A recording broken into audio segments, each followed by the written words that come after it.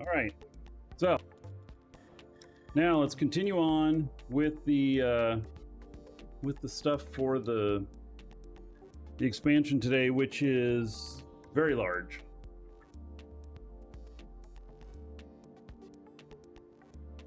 Okay, so Skinner, super care induced nanocoding resequencer, right? Skinner. New game customization tool. The super care induced nanocoding resequencer allows CEOs, directors, and newly created role of brand managers to create nanocoding designs by applying nanocodings to their choosing of different areas of upwell structures. Nanocoding designs can then be applied to any of the upwell structures that the corporation owns in exchange for Evermarks for a limited duration. When I saw this at first, okay, one, people like to show stuff off. Two, I can't, actually test this one because I don't own any structures. I don't want to be war deckable on my my personal corp, and so the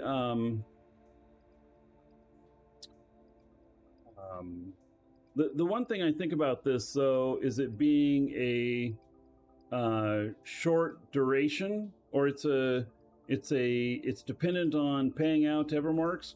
So I guess I can see that maybe some main stations or something might be, might have the stuff. It's exclamation point space prints, Pickle Dipper. But how does that all work? Like, we've got all of these. Evermarks can't be traded, can they? I feel like this doesn't feel right. Let's read the rest of this and then I'll give you some more thoughts. Once purchase is complete, nanocoding designs are then applied to all selected structures for all capsulators to enjoy or not. See, that's kind of weird, or not. The brand manager role has access to all corporation customization options for now that the Skinner and the ability to spin the Evermarks through those options. Starting in the week of the expansion, there'll be a new way to acquire Evermarks through the daily challenges, which will use similar cyclical fashion of various activities you're used to, where there's previously only rewarded skill points. This adds more passive but less direct yielding way than Paragon missions to acquire them. All right, so listen. Let's undock here and just look at this for a minute. See, Evermarks currently can't be traded. And that's the issue. So, here's this station here, and let's say that, our alliance, which really it's our alliance that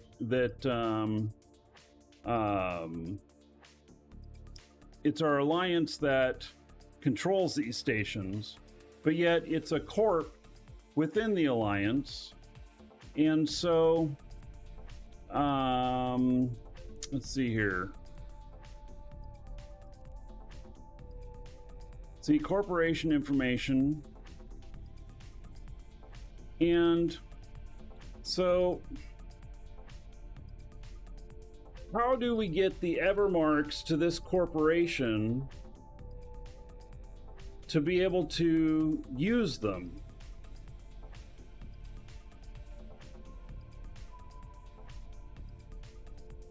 Because we have this whole system in here where we have certain corporations within the alliance that own certain structures, and I'm not sure why it's set up that way. Maybe it's just a logistics thing or whatnot. So as long as the alliance corp has been in the alliance for 30 days, you're in an alliance with your corp and non-Wardeck corp. Corporations can continue the alliance. The alliance can contribute to corporations. The alliance can then load up the corporation that's going to be Executor alliance with Evermarks. Okay. Okay, so good. So I guess I thought of that. I missed that part. But there we go. All right. Well, that was my concern, is how do they get the Evermarks? So, all right, well, maybe we'll see some of these be new and fantastical looking sometime soon. I'm not sure that we'll see anything like that soon. Although, let's go next door and look and just see if our main, if they've like already pimped out our Keep Star over there. And then I'll come back over here because I want to sit in this system here.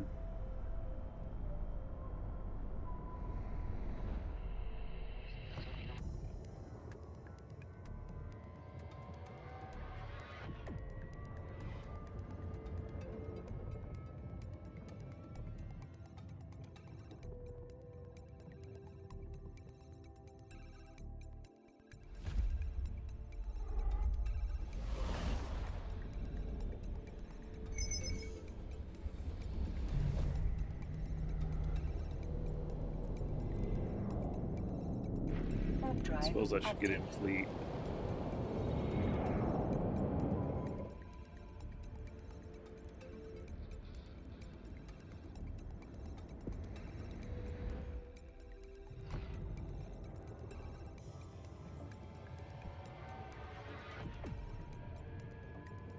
All right. So, I think it's still looking the same. I didn't expect anything to happen right away. Or I don't know, did it always have that blue? I don't know. So, all right, I'm gonna head back over to where I was sitting. I can figure out where the gate is.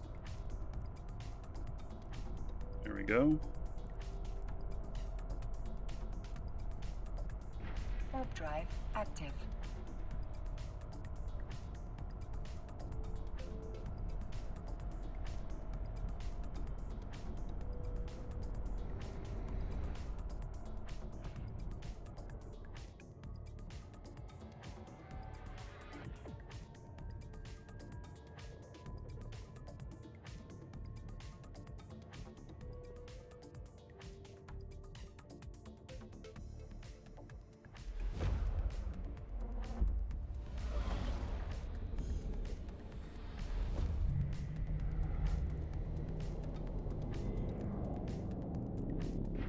Drive back active. In there.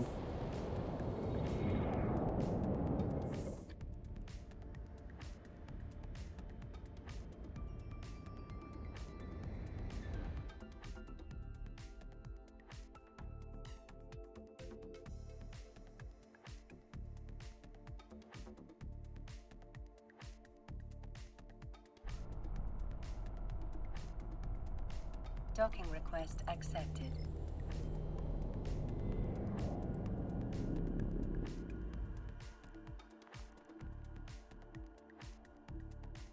All right, tax reforms. We're making a series of changes to how much some taxes are collected to increase the value of corporation infrastructure as an income source.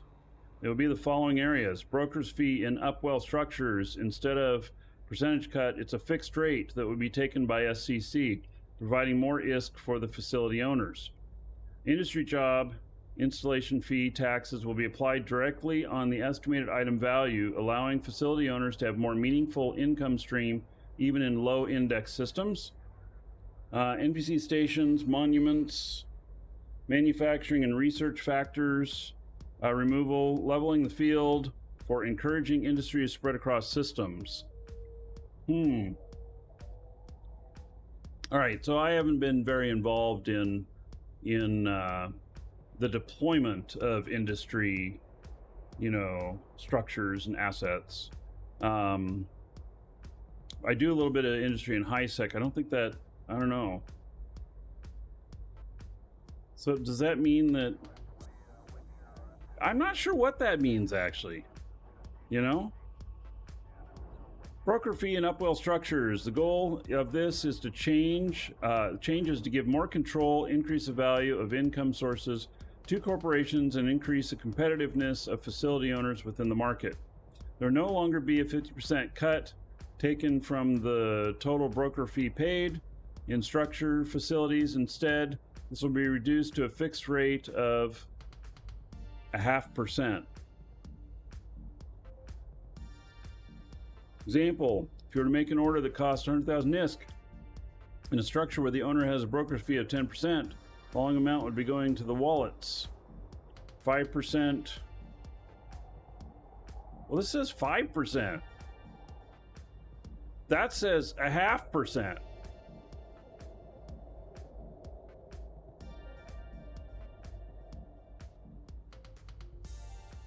Oh, that's the old formula. Yeah, okay. New formula. All right, so yes, it is 0.5%. So, all right.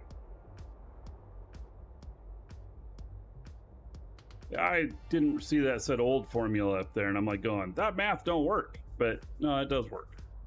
Industry job installation fee. Investing in industrial infrastructure is very expensive, is felt especially by new corporations that are starting out to make their mark in New Eden.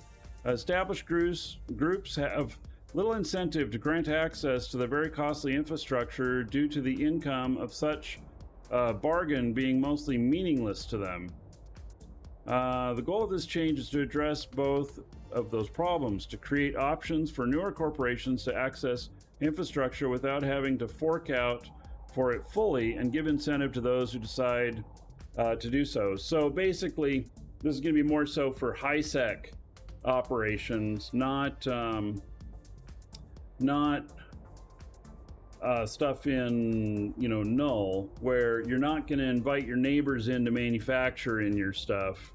You really don't want your neighbors there. Even if you're friendly with them, you probably don't want your neighbors, always coming in and out of your spot or whatnot. All tax for industry jobs will be applied directly to the estimated item value instead of the system cost index adjusted estimated item value. This means that facility owners in low index systems can set their taxes to very low value but still be able to gain meaningful income while still staying competitive. Yeah, this is one thing. So in the you look at the industry indexes of different systems, and previously it would cost you more if the index was low, and so you'd pump that index, the industry index. So is there going to be a reason now to pump the industry index, or do we just whatever, who cares? This change means facility owners so stay more competitive. We just read that. Adjusted industry facility tax in NPC stations from to 0.25% from 10%. Okay, that's actually going to make a really big difference on my my stuff. Interesting. Alpha clones were only charged 2% previously, where everybody else was charged 10%. I didn't know that. Adjusted alpha clone tax to 0.25% from 2%. Added a 0.25% tax that goes to the SCC. The maximum tax that could be set for any industry service will be capped at 10%. Yeah, I heard about this. So there's been a few cases of taxes, like where people would put another station up that would be named almost the same thing as another one that you're used to, and you think that you're going to the facility to use that and you're not paying attention to the tax stuff, and they would jack the tax way up.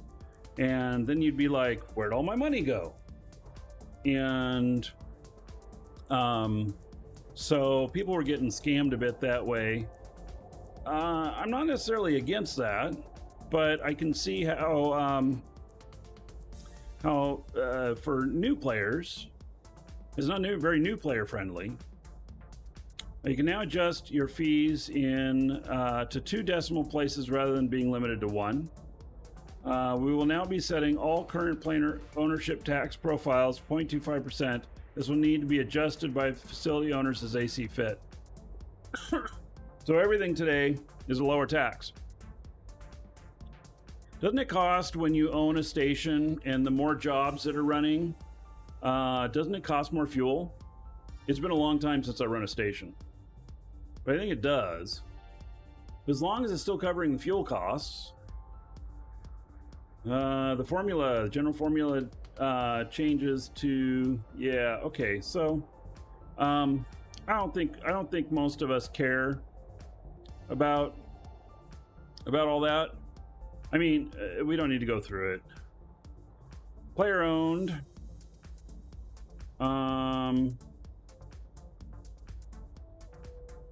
Following tables represent the ISK flow in both player owned and NPC facilities.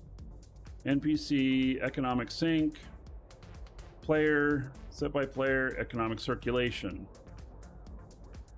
All right. NPC owned. They're all economic sinks. Well, I'm not at my manufacturing right now.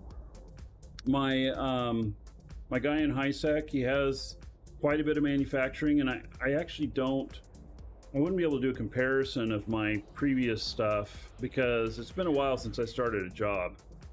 And I really should be running jobs because I've got some Tech 2 blueprints that are just sitting there, and they're not making money if it's not creating anything.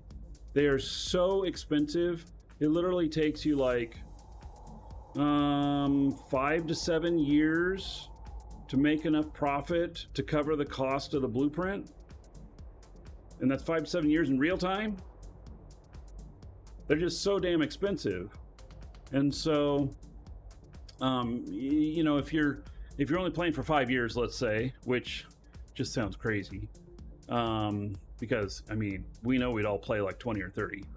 Actually, I was thinking on the lower side because normal for an MMO is about 18 months. It is a lot higher in EVE. It's much, much higher in EVE. But, so, you know, the value in them will be if I were to cash them out again, you know, sell them again. And, and I can tell you that for the last 6-8 months, I have not manufactured anything off of my Tech 2, blueprints, and I really should have been, but I just run out of the materials, and mine make ammo, which ammo is kind of an interesting thing because ammo is not high volume in terms of amounts of ISK. But it is high profit. And so the profit is really high on these, but you can only manufacture so much. So, you know, it's one I won on the gambling thing, which I have not done in more than a year. So, yeah, I actually have 2 of them, but I can't find one of them. Is that not scary? It's on one of my characters, and I don't know which one. And I haven't located. I haven't seen it in a couple of years. I haven't deleted any characters, so I know I still have it. And I can't use the JEVE assets on all of my characters as a whole because it's just too much, even on the 64-bit, and it crashes. I can do one character at a time, though. So, yeah.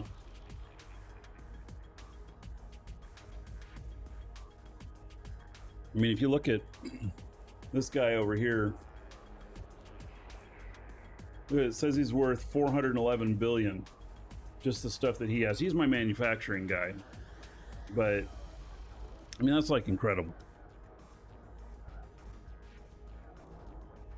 All right, NPC stations and monuments. System index cost modifiers have existed since the creation of the industry index system, but they are difficult to understand and identify through in-game means. Every NPC station capable of industry reduces the system cost index by 1%, while the Sovnol security outpost granted their system a large permanent reduction depending on their type. I didn't know this. God, even me, somebody who's played forever and been really into doing industry and NPC stations, I didn't know that the more manufacturing stations in a system reduced the cost.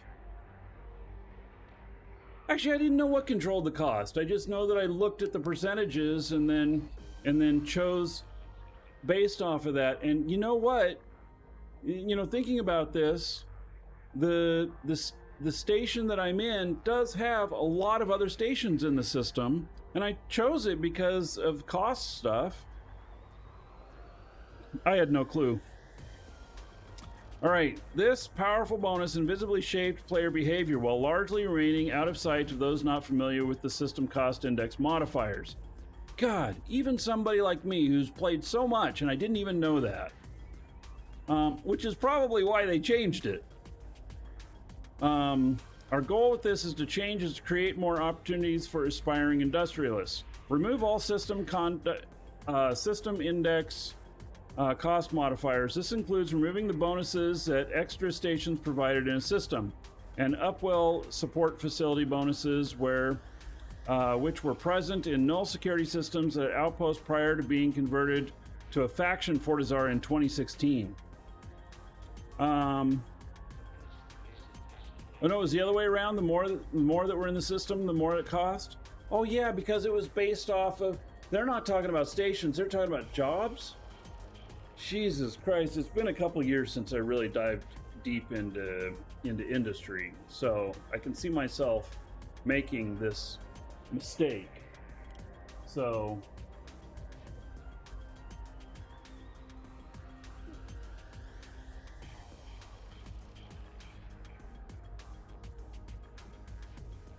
And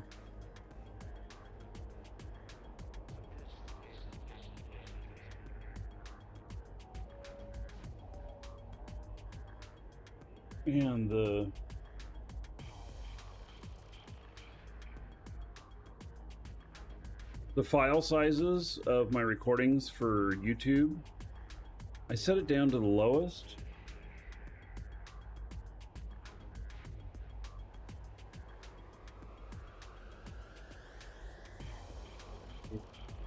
A gig every 10 minutes,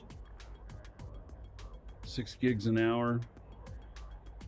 I'm worried about the upload times. I got to get my fiber in. They were out here working yesterday, not at our house, but they were in the corner of our property, the fiber company. Because then it won't matter. I'll have a gig up. Right now I have only 40 megabit up, and I can't upload it at the same time I'm doing the show. It'll just kill the show. So, all right. So, temporary sales tax holiday, as previously mentioned, changes will have an impact where in the short term, the installation cost to manufacture will be out of balance. To counter this impact, we are temporarily lowering the sales tax for all market transactions. Reduce tax transactions 50%, from 8% to 4%. So, they don't say how long, though. Why not upload it to YouTube from the Twitch VOD? So I tested that and it was pretty grainy quality. Squiz. And you know, we'll see how this works. If that is an option, I may have to do that for the time being. But I didn't like the quality of it. It didn't feel as good as I wanted it to be. Although maybe if I can spend more bandwidth and CPU time crunching the show and give it a little bit more bandwidth on its upload to Twitch, maybe it would be better over to YouTube. I don't know. I'll test it. But my tests showed that I really didn't want to do that. But it is my plan B. Yes. All right. So we got that temporary sales tax holiday. Okay, so the Lancer Dreadnoughts, which there are several YouTube videos that came out this morning from content creators for EVE about the Dreadnoughts. And so, you know, after the show, go look for those. I don't know how long it's going to take for these to get in game. Weeks, at least, I think. So we're introducing brand new tech to Dreadnoughts class, the Lancer Dreadnought. These powerful behemoths are capable of firing exclusive disruption lances. Lancer dreadnoughts have been added to the default overview settings. Those are using custom overview to their settings, overview settings. Oh. All right, let's do that right now. I have custom, and I've been maintaining it in. I've been maintaining this one in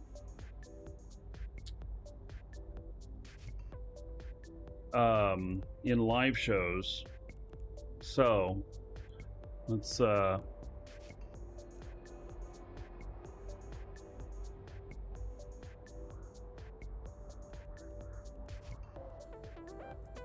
settings, general.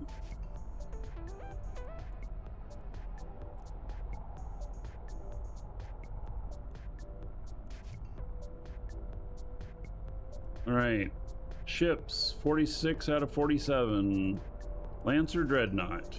Okay, so save that one, and then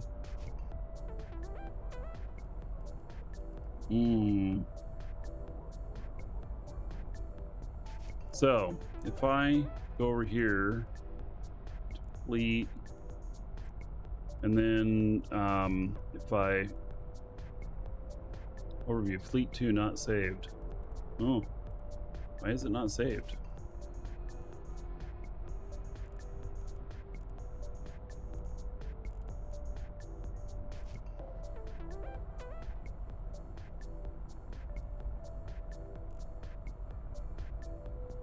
Yeah, I don't know which ones are which in here, and so that's why I just going this way, because then it'll open it up with that in there, because there's a shit ton more in there than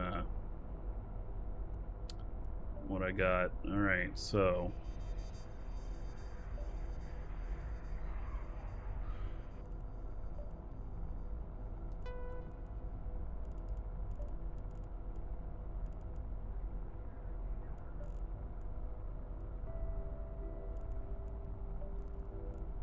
so we won't do it in drones, we will do it in everything.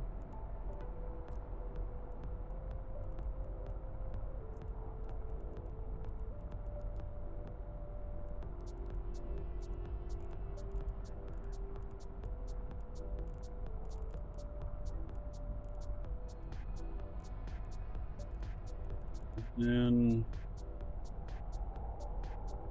mining, I guess I want to know when something drops in.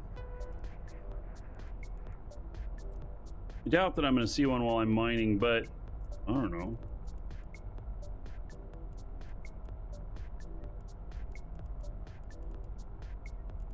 This one actually didn't have, this one actually had 3 of them that were not there.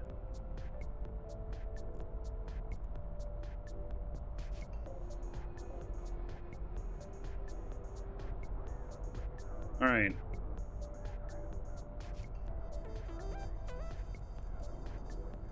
Okay.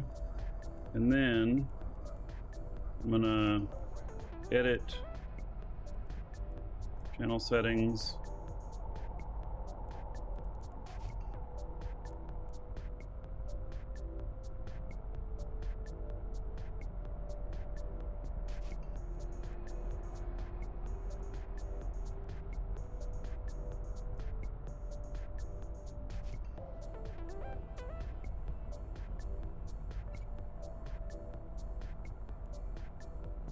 All right, latest version is in live shows. There we go. It's LIVESHOWS.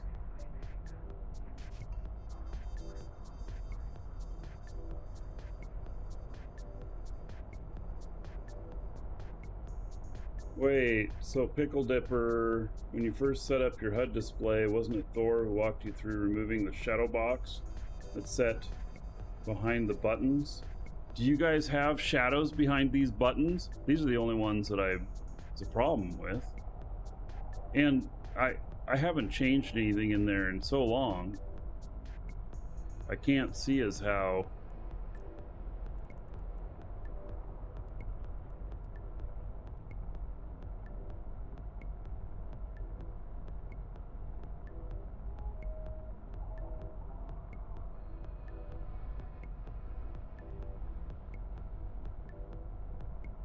Yeah, I don't see anything there.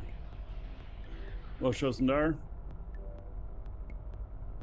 That's been a common problem of mine. Like, you know, here it's so bright that could you tell if that's on or not? And that's a common complaint of mine. I really want a shadow behind those or something, but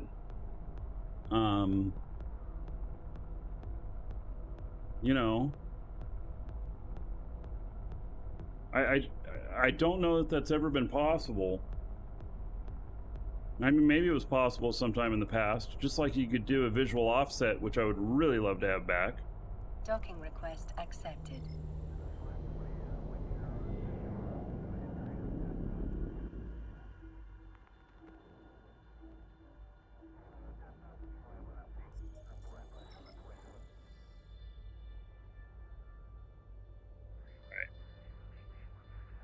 So, overview's updated.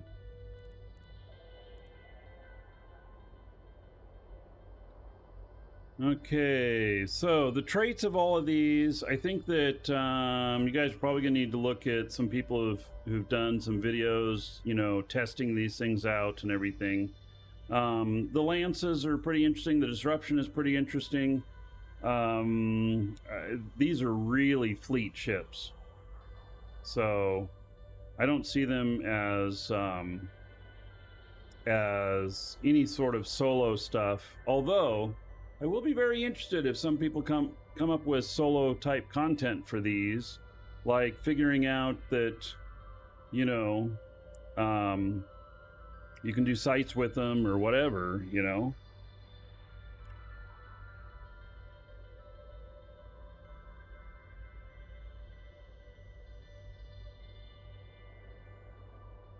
All right, and the lances.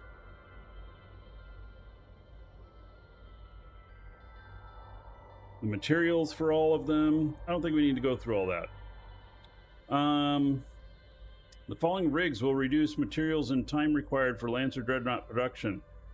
So there will be specific structures set up for building the Lancers. Yeah. It's either in the settings for the fighters or it was the overview settings regarding the transparency settings. Are you saying that there's more stuff in Why has nobody told me this before? Because I have bitched about this so many times about not being able to see these modules here. And you're telling me that you think that there's something in the overview settings. So, and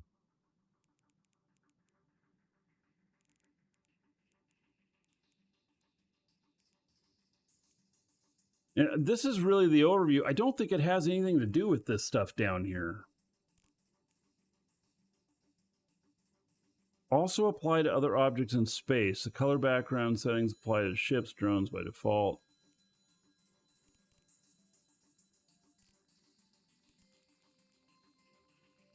Yeah, I don't know. I don't know, man. I don't think there's anything in there for it. Docking request accepted. Hello, Nick Pa.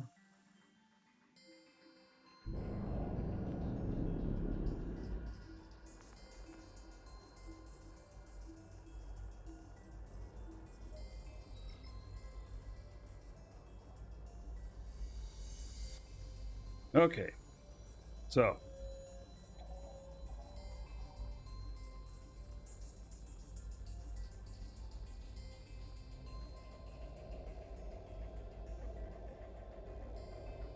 yeah, well, if anybody figures out how to put a shadow behind those, you let me know.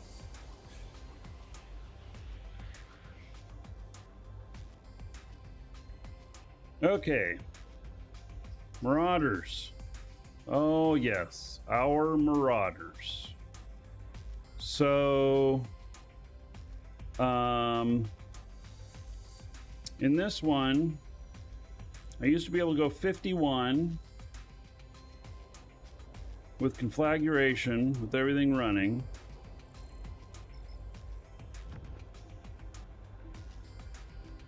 But Arth, yes, no problem. All right, so, you know, with this on here, and then, oh, we'd have to turn the Bastion on too. 39. Okay, well, let's just simulate it. Docking request accepted.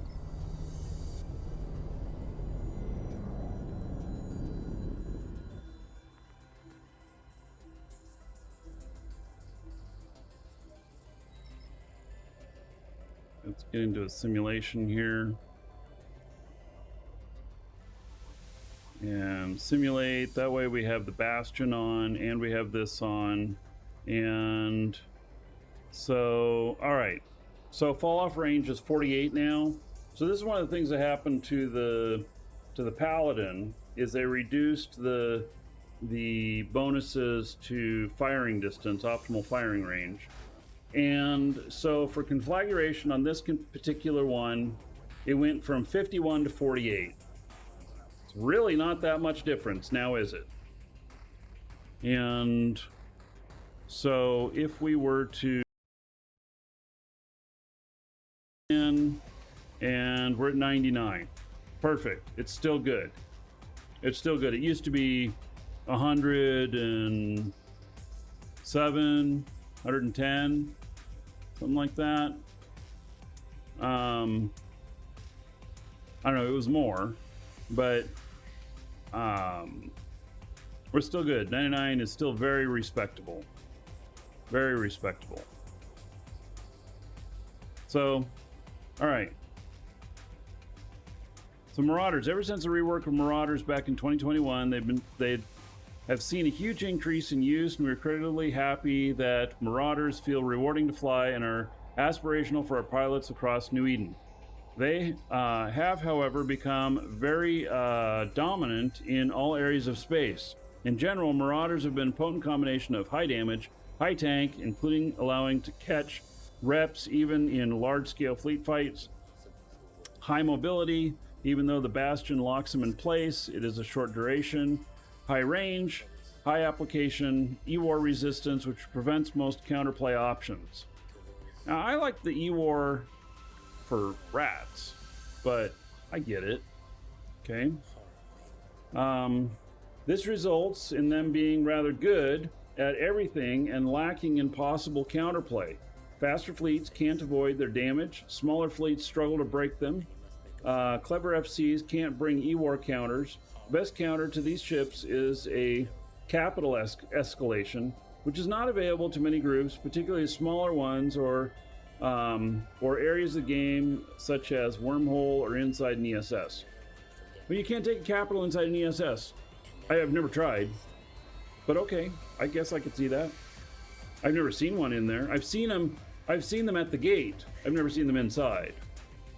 So I've seen us drop capitals at the gate for it.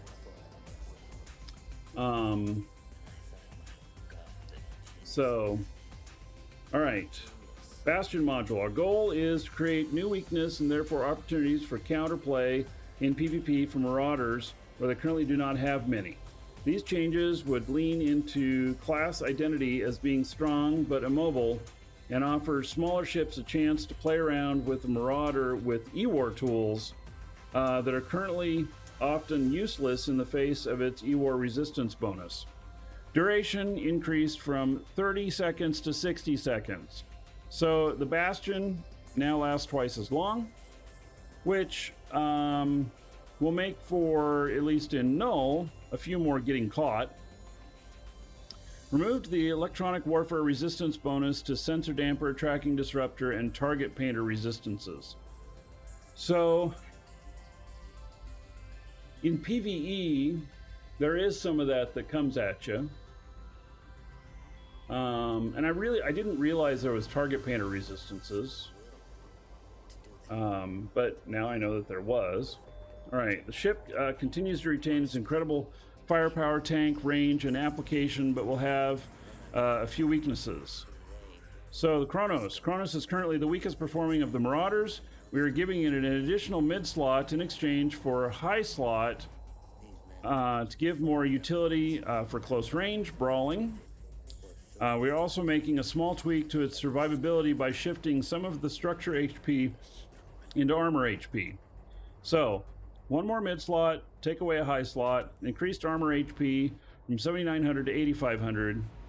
And then that's not quite a 10% increase. It's like 8%. Decreased structure from 9,500 to 8,900. So that's interesting. So that's 600 difference. I guess they're both 600 difference. All right. I'm gonna step away for just a moment. I'm gonna grab a drink. I'll be right back.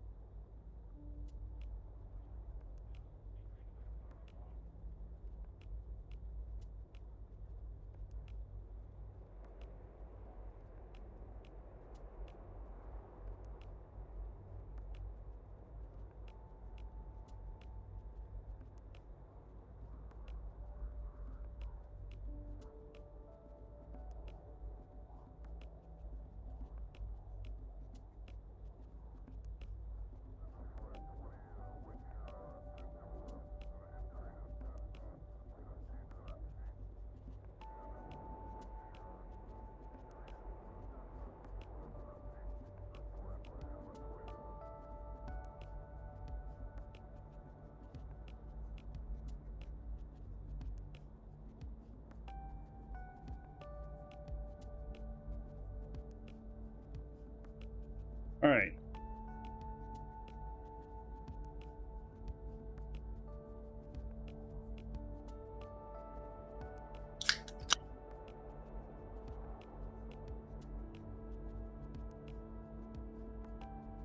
Yeah, so it used to be that the bastions were 60 seconds before. Then they reduced it to the 30. And then you went up again. So, see how that all plays out.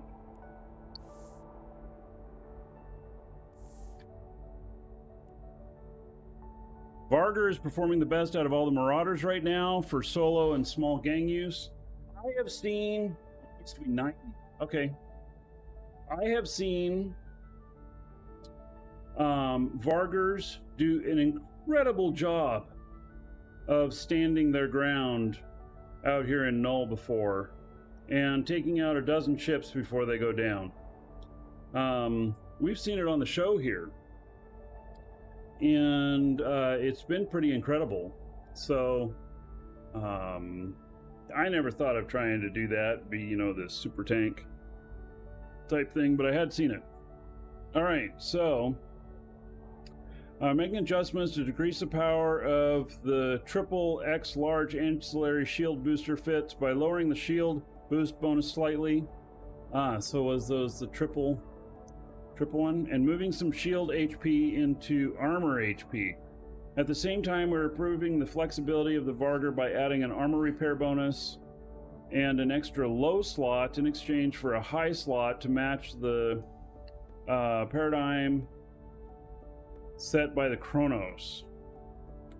So one low slot added, one high slot, so potentially more armor. Decreased shield HP from 8,300 to 7,800, increased armor HP from 7,300 to 7,800. So they're effectively like the same now, so it all comes down to the bonuses, how much stuff you can get in there. 7.5% bonus to shield amount charged, changed to 5% bonus to shield booster and armor repair amount. So I've got a Vargur out in faraway place. I'm gonna have to figure out what changes I'm gonna need to make to it. Paladin. Currently, the Paladin is extremely dominant compared to the other Marauders in very large-scale fleet fights. We are lowering the optimal range per level bonuses slightly to reduce its dominance. Reduced optimal range per level bonus from 7.5% to 5%. As I was mentioning, it changed my conflagration from 51 to 48. And so it didn't really, it's not a huge difference.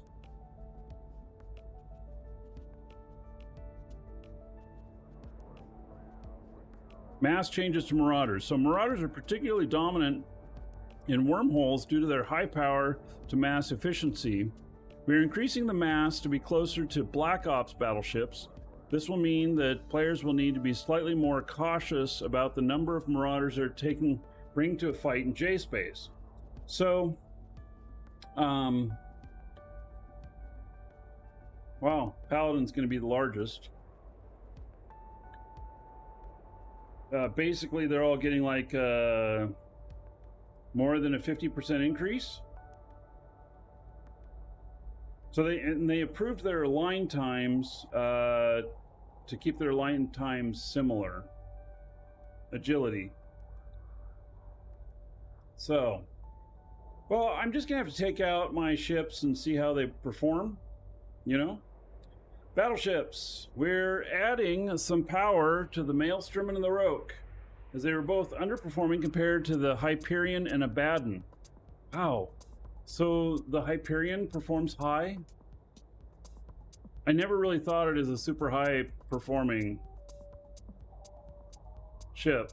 Although the Roke and Maelstrom I thought were really crappy. Okay, so the Roke currently shares the 8-6-5 slot layout with the Maelstrom, which outperforms it as a shield brawler. By increasing it to 7 mid slots, the goal is to give it more flexibility when blaster brawling over a Maelstrom. At the same time, giving it a bit more fitting space and a bigger drone bay with smaller increase to drone bandwidth, which will add to its utility, especially when close up. Longer range fits will benefit from the extra utility of the tank and the 7th mid slot provides, especially when combined with large railgun buffs. So, +1 mid slot, -1 low slot. Increased drone bandwidth from 50 to 75. Increased drone bay from 50 to 125. Increased CPU from 780 to 810. Do I have one of them here?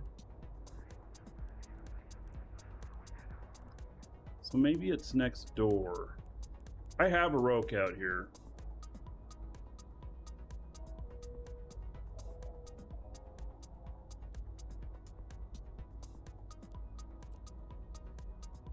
Yeah, I have one next door. Let me go over there and take a look at it.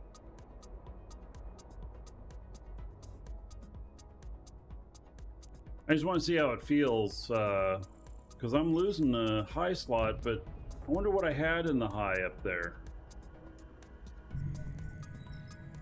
Well, that doesn't mean I lose a gun. Don't think it does, though. We're gonna go look at it. Drive active. Suppose I could have done simulation, but...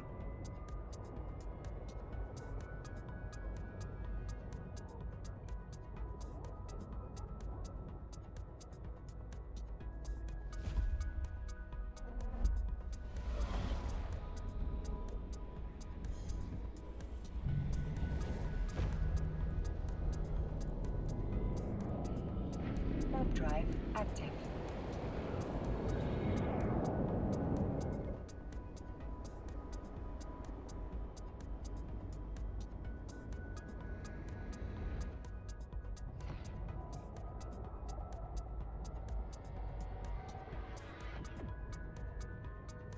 Station's repairing.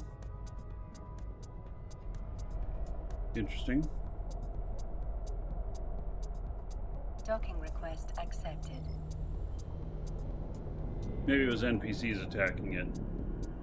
'Cause I don't remember hearing anything about us getting attacked by another alliance. Alright, so here is my meme fit.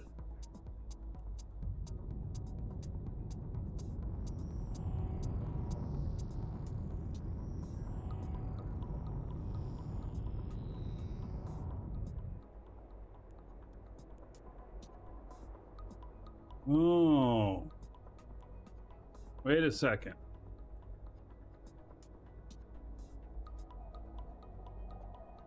So,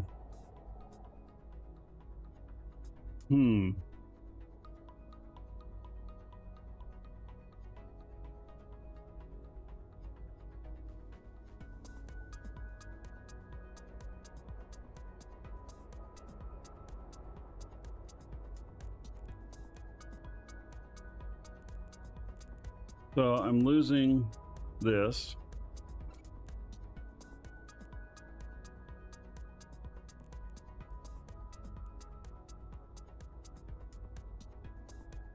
Still targeting at 300, 359.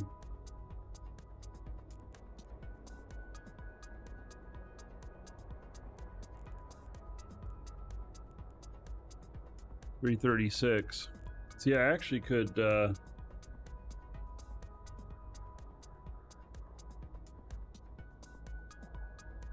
wonder what that did to the DPS, because I lost one of the magnetic field stabilizers.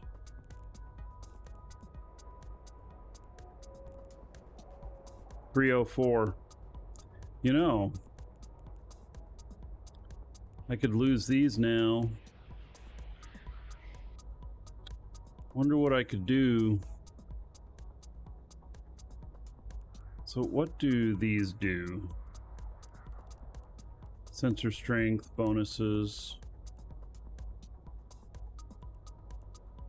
Yeah, that's for fast scanning.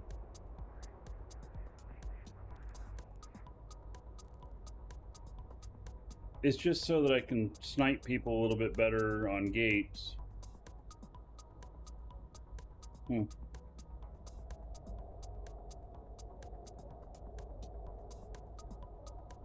It's like I could add some normal propulsion in there. I don't know. You know, at this kind of range, it doesn't need a lot of armor. But I'd be interested to see what kind of brawling fit I could put together now. Because I love to fly the Rogue. And so, you know, if I could brawl with it now, there's a lot of stuff in the mids there for shield reps and stuff. Like even, you know, change all these to blasters, and then a couple for tracking, and then you know, shield rep, extra shield, and propulsion, something like that. And then take out these signal amplifiers, because I'm going to be in a fight with somebody face to face. I don't know that. I mean, I suppose I could put in some control in there too, of a scram or a web.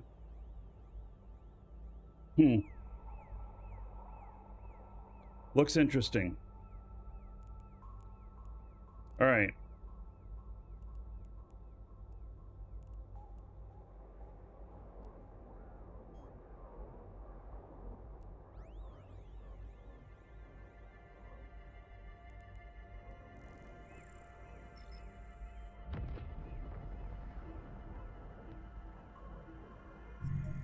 Good.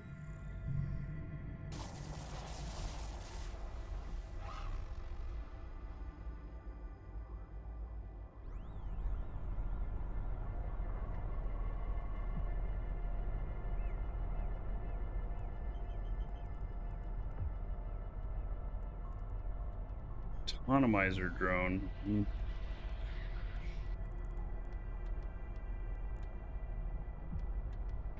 Warp drive active.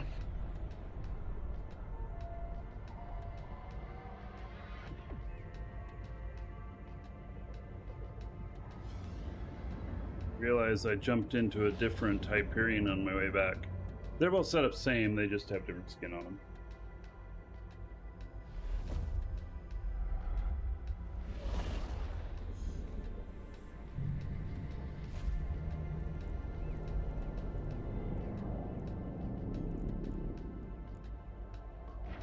Warp drive All active. right, docking him up again. So I am really happy to see the Roke getting some love, because, well, I like the Roke. All right, we're generally happy with the Maelstrom's identity as a shield boosting, brawling projectile platform. It needs just a bit more power. We're improving the Maelstrom's speed, shield boost bonus, and scan resolution.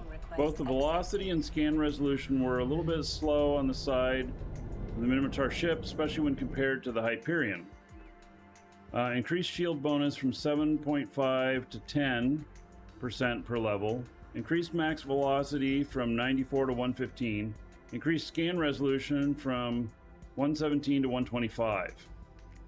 Large railguns are severely underperforming compared to other battleship sized weapons. We are improving them relative to the weapons classes to make them more viable option to improve the viability of several underperforming ships such as the Roke and Kronos. So 15% bonus to tracking speed and 15% bonus to rate of fire. That's why it didn't seem like I really lost a lot of DPS when I lost the low slot on the Roke. So yeah. I just wondered, since I'm mentioning Roke so many times, I wondered if my cat named Roke was in here going like, what, talking to me? You talking to me? You talking to me? Yeah. Tracking increase will place large railguns between large beams and large artillery for tracking scores. Rate of fire increase will help improve their DPS, making them more attractive while not increasing their alpha strike capability for large fleet fights. All right.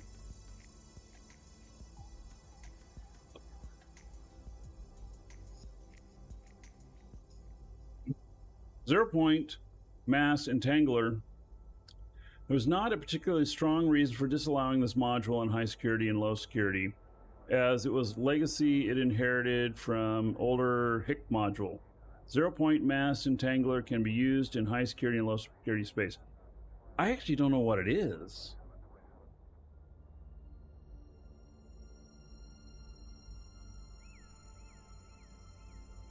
What is a zero-point mass entangler?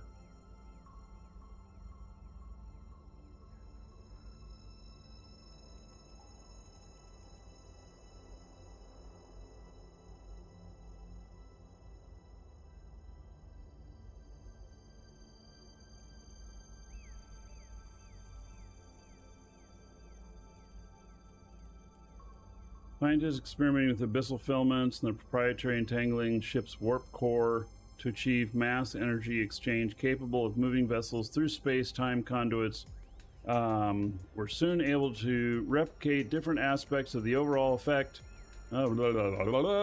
Scientists consider the effect, let's see. Warp energy mass entanglement effect determines severity, reduce practical ship velocities, and disable warping.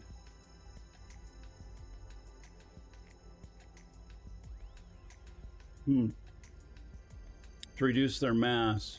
It allows Hicks to get into C1 wormhole. Oh, all right. I see. All right, so that's a very interesting. That's a very interesting.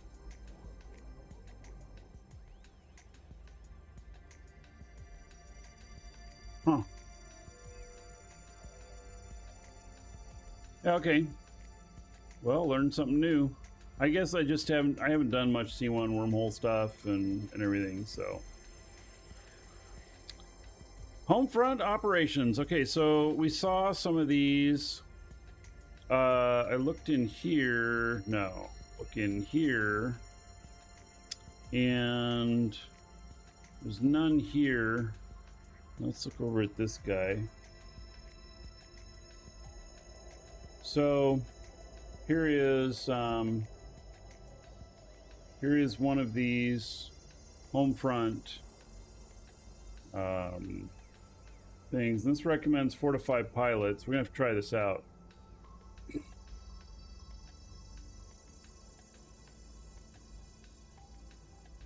So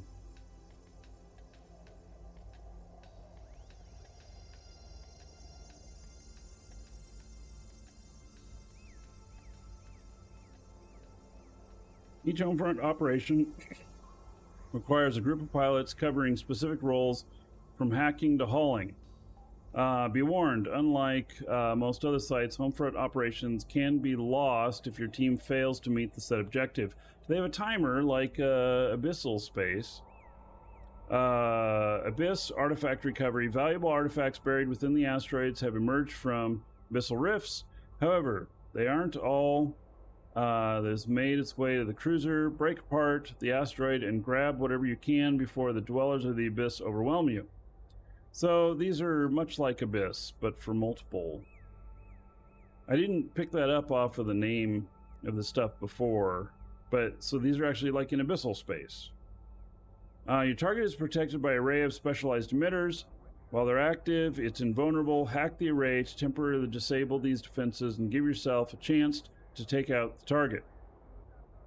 Dread Assault. An allied dreadnought was dispatched to eliminate a target. Unfortunately, hostile forces are neutralizing its capacitor and preventing it from firing. Boost its charge, keep the enemy at bay, and the dread will take care of the rest. What? We gotta do like energy transfer to a dread? Is that what that's saying here? Alright. Raid. An enemy base has been found containing items your Empire would like recovered. Tackle and destroy any hostile haulers that attempt to escape. Bring your hauler of your own to aid in retrieving the items from the smoldering wrecks. It's a Logi mission. Yeah. Well, it says...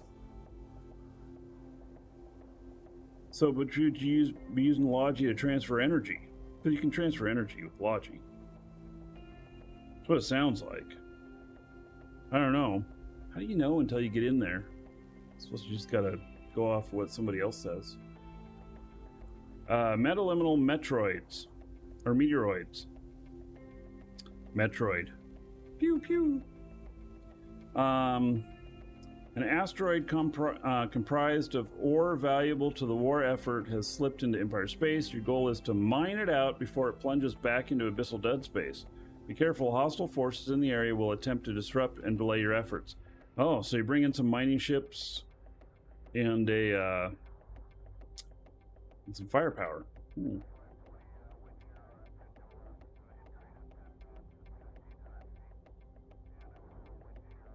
Improved objective system. We vastly improved the objective system for agent missions and sites. New objectives will have modernized visuals, contain dynamic information, and include helpful interaction states. These new objectives are featured in the Homefront operations and also implemented them for all of the career agent missions, making them much clearer and more accessible. Interesting. All right. Ecosystem and industry changes. Man, there's so much stuff here. We're making a lot of quality of life changes to various aspects of the economy, as well as reducing some of the bottlenecks that currently exist, especially for capital production. The changes to capital core temperature regulators and Neuralink enhancers will lower the cost of capital ships. We're also changing the PI consumed by the life support backup units and auto integrity preservation seals from P1 to P2. I don't know what that means, but okay. Planetary interaction commodities. This will make hauling the build materials for them much easier. Okay, fine. Let's see here. I'll look at something real quick.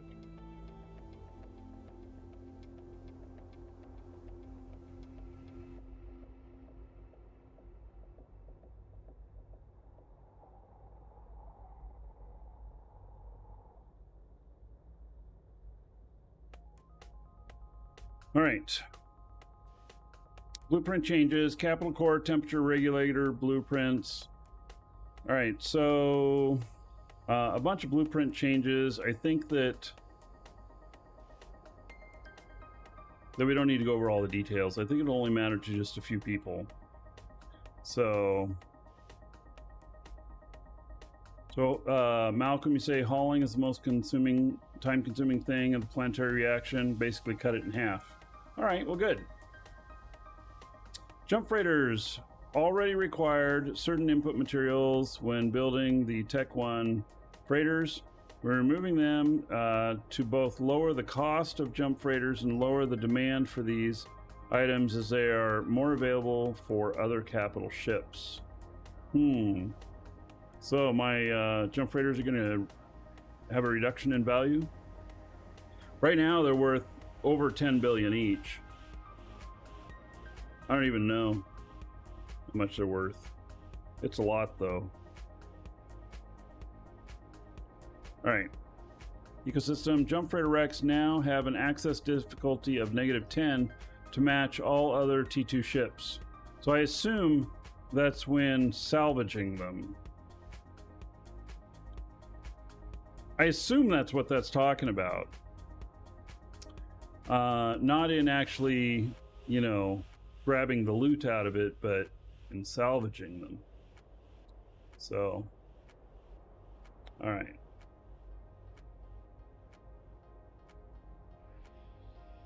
Capital ship components easier to export and import. They're reducing the size of them, increasing the availability of content that drops capital ship control items. Okay. Increase the spawn chance by 100% from the following site: Aegis Capital Ship Security Facility, Aegis Security Transfer Facility, Aegis Capital Construction Forge, and Overmind Nursery Grove. I've done some Overmind stuff, but I haven't know of any of them called Nursery Grove.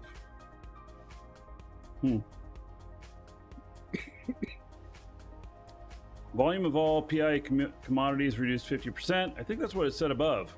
We're adjusting asteroid belts that we added early this year.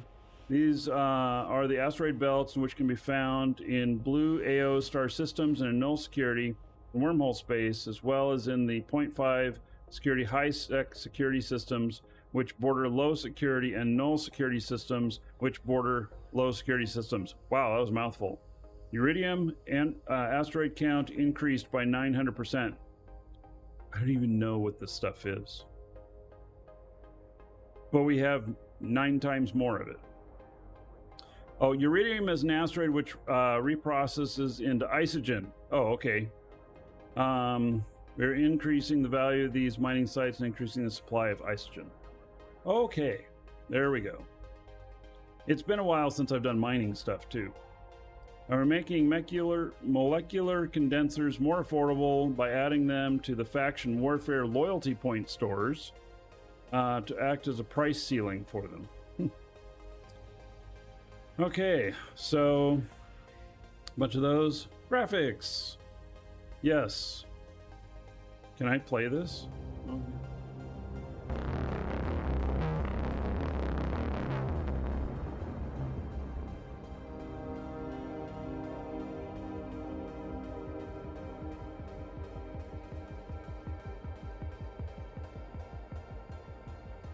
Oh yeah, so even on those. Okay. Yeah, has isogen been rare? I think that's a really good question that Wilgen just asked, and I don't know.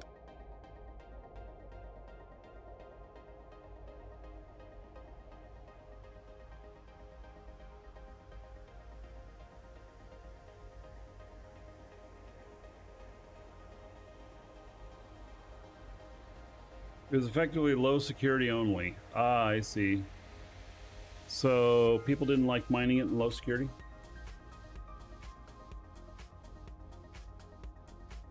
So I guess this will bring down the price of it.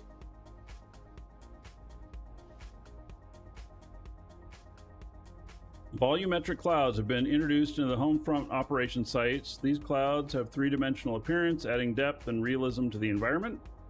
Missile impacts have received updates across all warhead size classes. Missiles will now explode outwards in the opposite direction of the impact vector. Missile impacts will illuminate nearby surfaces. Visual effects of the impact will be slightly smaller when viewed from closer camera distances. Decided on impact spawn ranging from 30k to 10k. Flare brightness has been adjusted based on camera distance to avoid overwhelming the player when viewed up close. Improved gameplay readability has been achieved through using shape, language, and differentiation.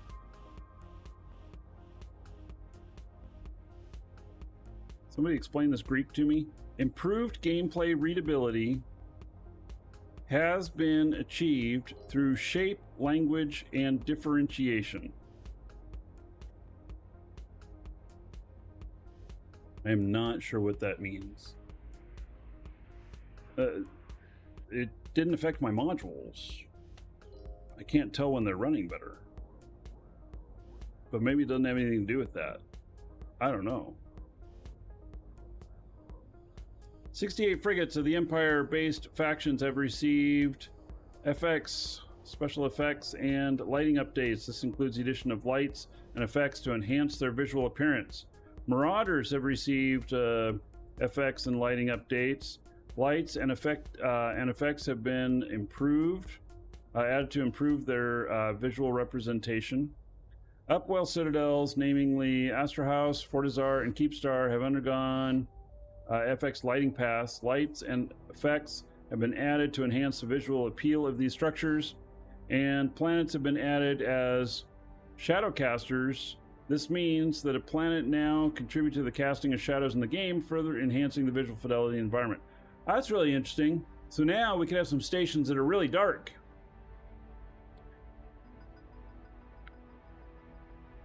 All right, that is actually the end of the that was all of the patch notes. That was really long, very long, very long. All right, speaking through graphics. Yes, well, I mean, it could be that it's just visual representation of the different symbols of different things, meaning like this is a cruiser, this is a battleship. I don't know. So, all right. Now, let's test out the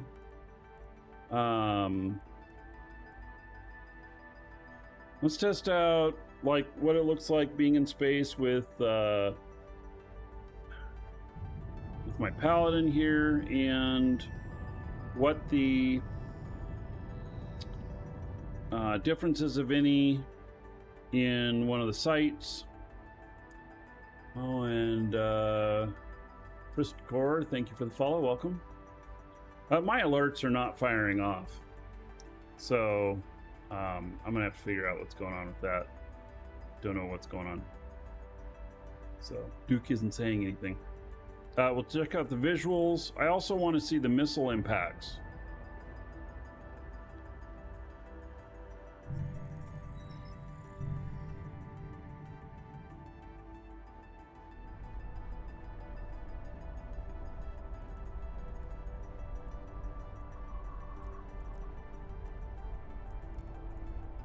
Warp drive active.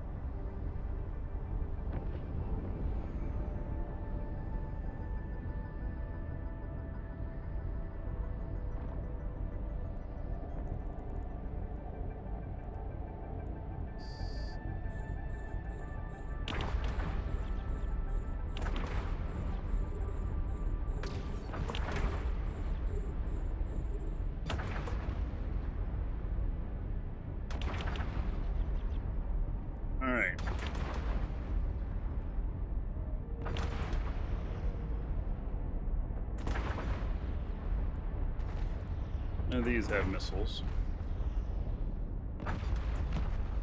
Right, and I gotta remember now that the bastion's gonna last longer.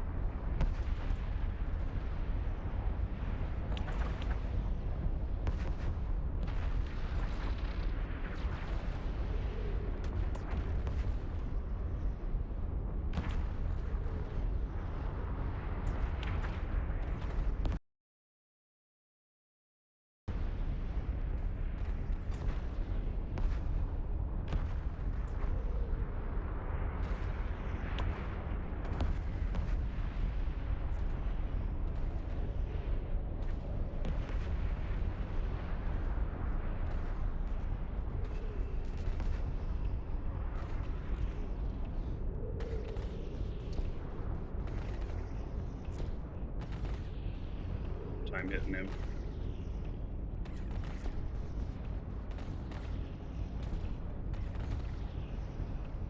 Got my distance module on. And it's pretty close.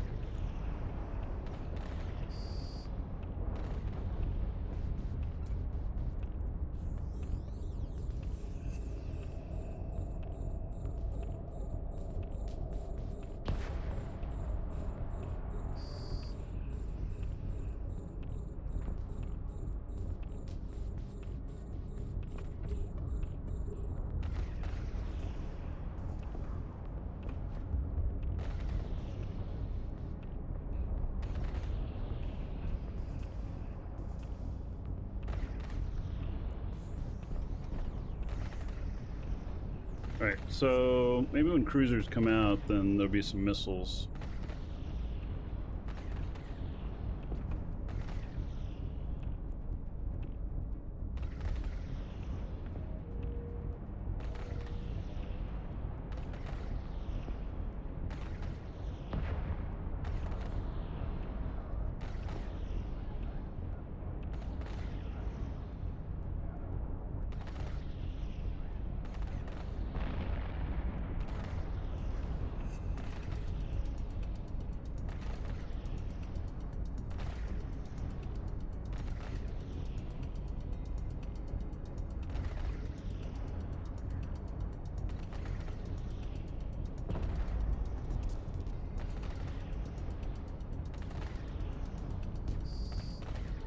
Oh, these are super close.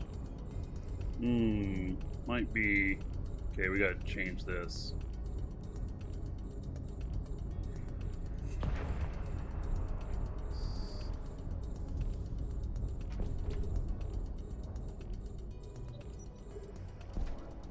I don't know if I'll even be able to hit him this close. I'm gonna try.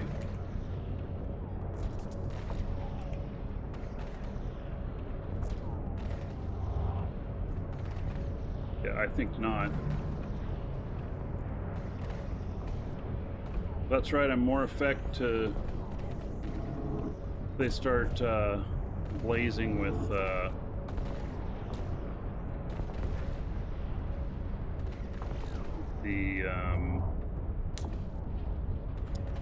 what are they called? Well, all the war stuff.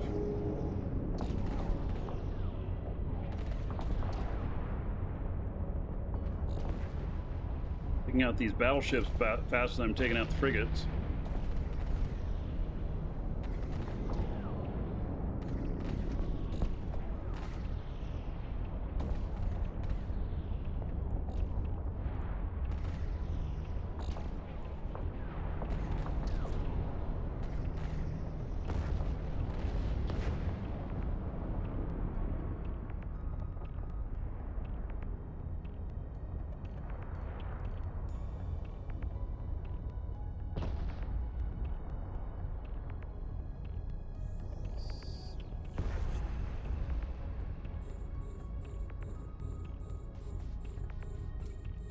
What's my distance now? 40. Okay.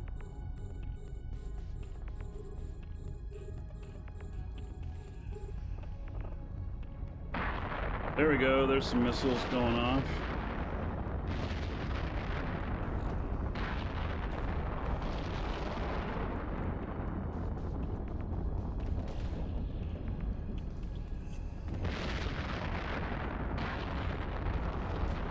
Yeah, that's some nice effects.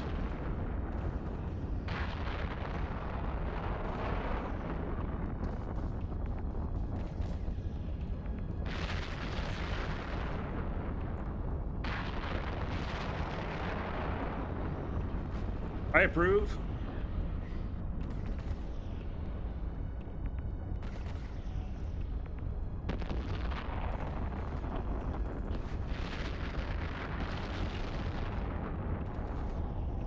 Oh yes, and obviously thermal damage. All right, so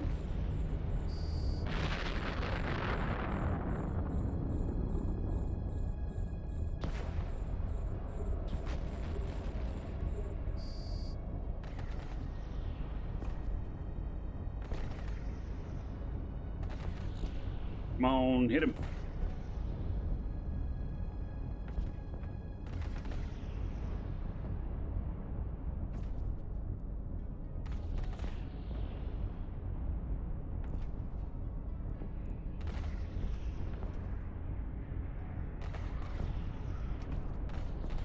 All right, and the rocket's red glare.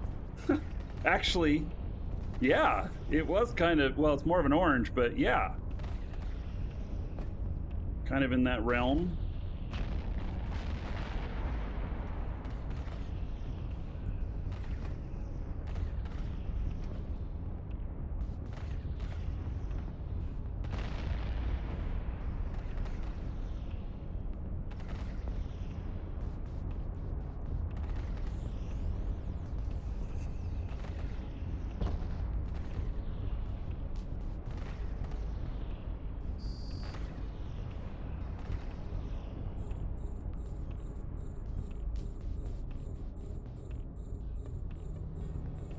There's more rocket blasts on me here. Why do I hear something like a ship decloaking? But I don't see a ship here. Did you hear that?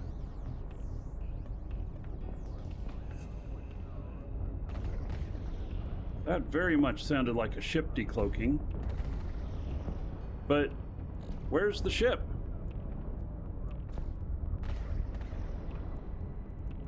It's very strange. Or do I have somebody cloaked here? Sitting next to me.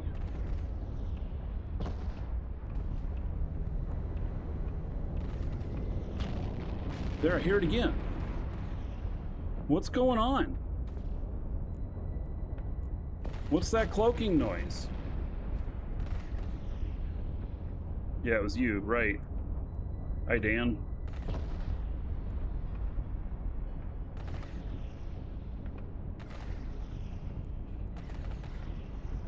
That was twice I heard that. It was like the cloaking or decloaking noise. So, do we think that there's just some error in sounds or something? Or do I have somebody here cloaked with me? But I didn't see anybody pop up on the overview.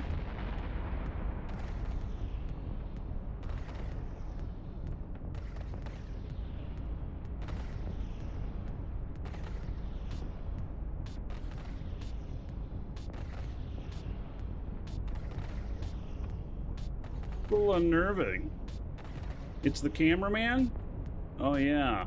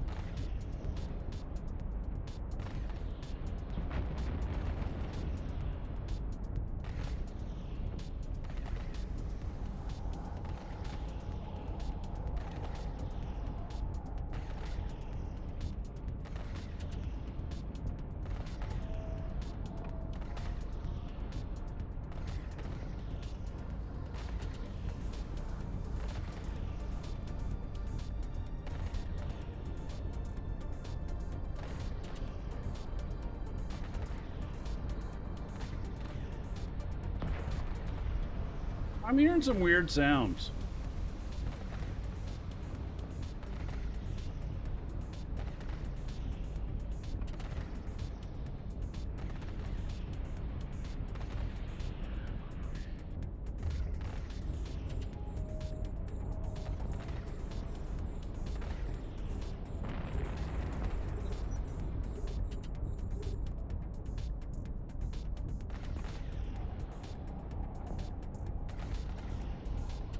Like I'm hearing some ship ambiance.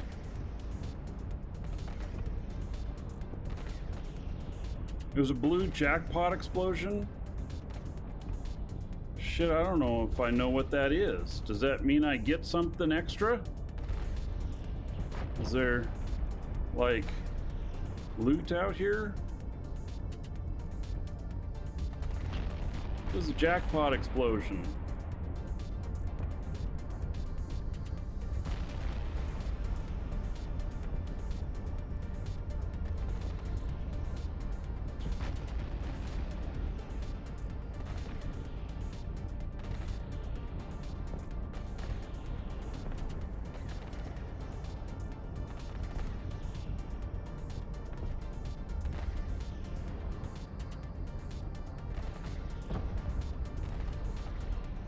It was just that it was blue. I struggle to comprehend what these things mean. What is the meaning of this?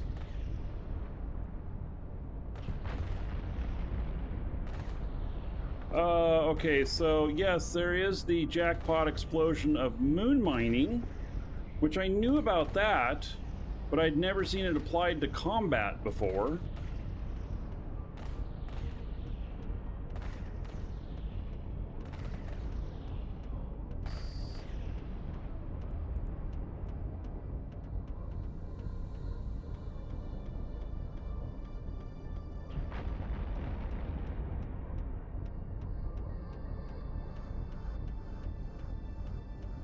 I'm hearing these strange sounds.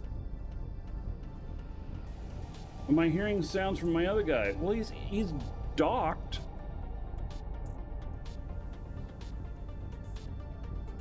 If he was out and about, that would be different. Shouldn't be hearing any of those sounds while I'm docked. I think it changes the loot drops because there's no loot. I mean, there's a couple of these containers here, but they're all from those laser towers or whatever. Not very exciting.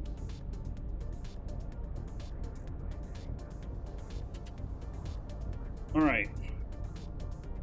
Yes, don't forget to claim your free Omega in the Plex store.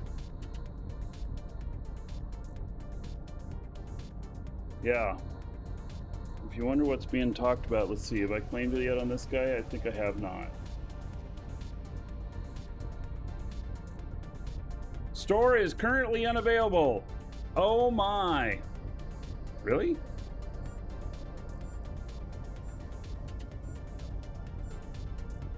Yeah. Something broke in the store. All right.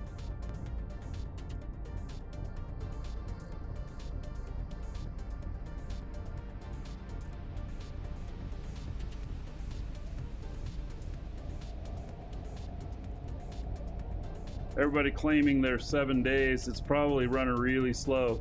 It probably busted. Yours is open?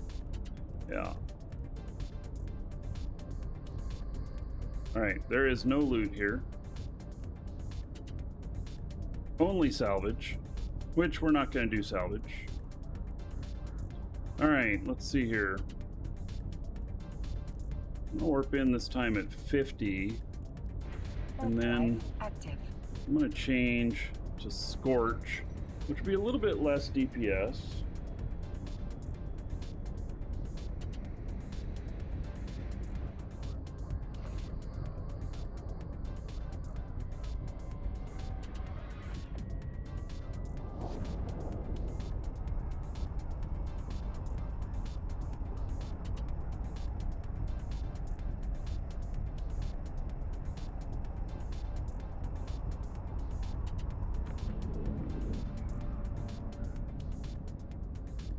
Use on my porch.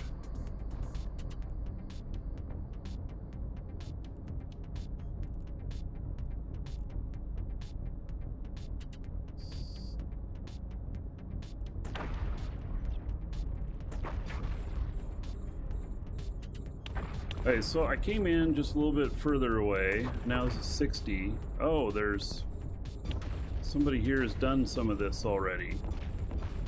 But there's no wrecks here, so it's got to be that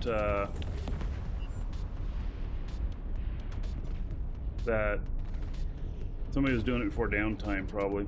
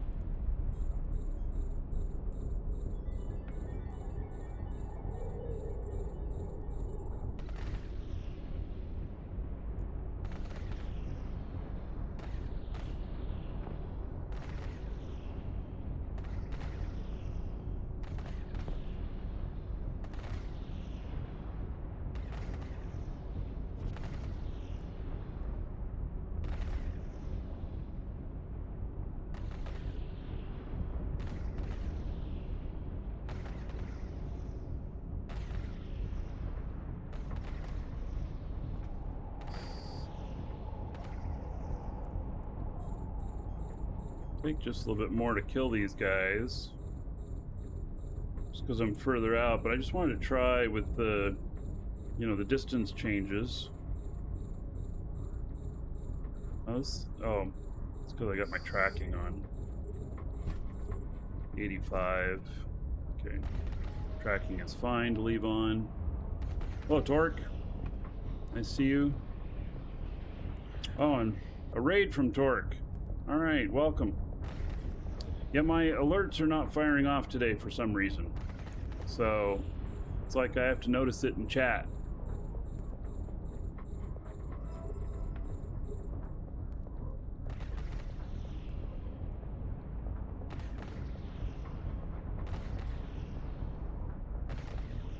And thank you for the follow,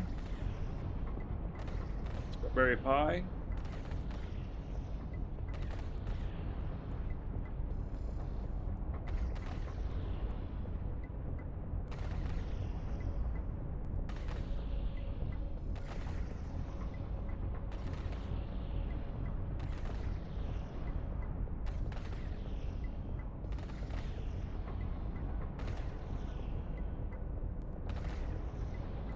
Yeah, so this will take a little bit longer, this ammo.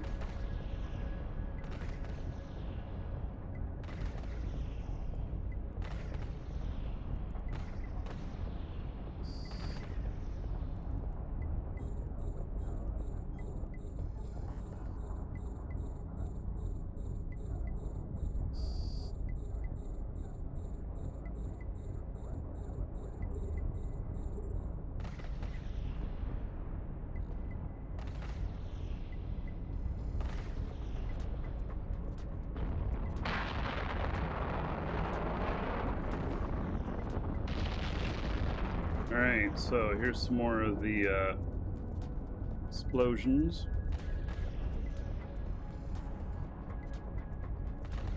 They stop firing at me now? Oh. The explosion graphics. And missiles are coming at you.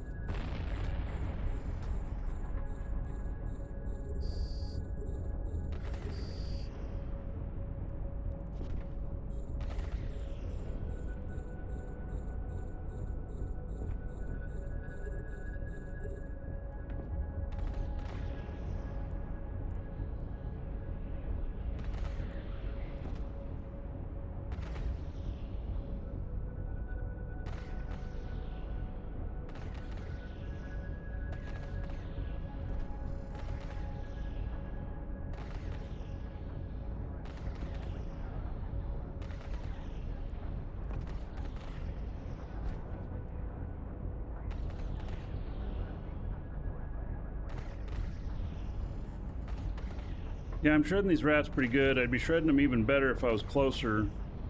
But I just wanted to try. The last one I was a lot closer. This one I just wanted to try a little bit further out. See how it felt?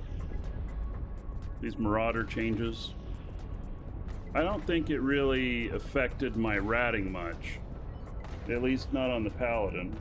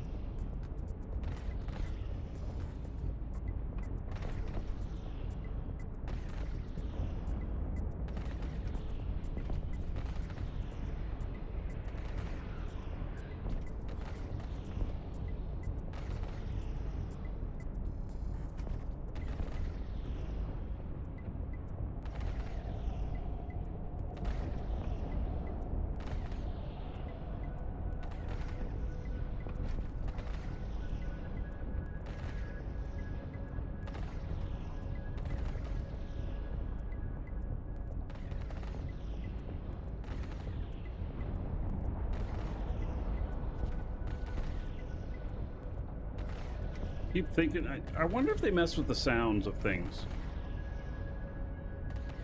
Still, thank you for the follow. Welcome.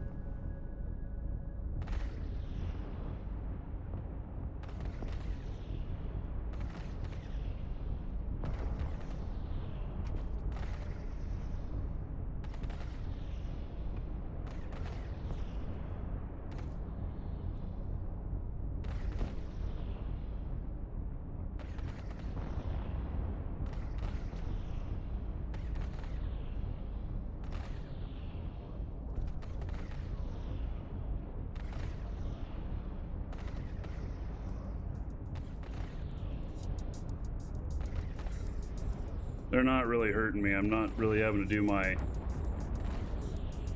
armor rep very much.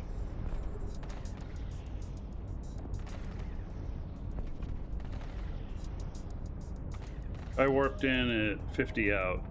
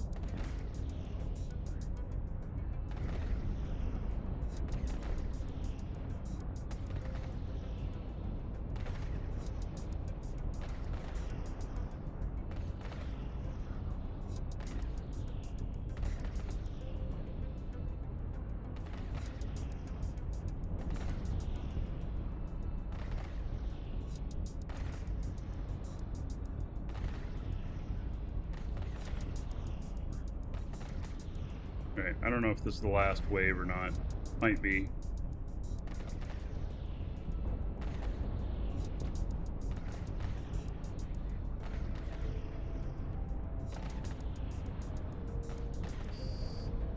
Yep.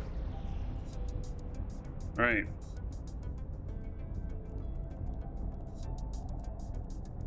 No loot, no special spawn, no escalation.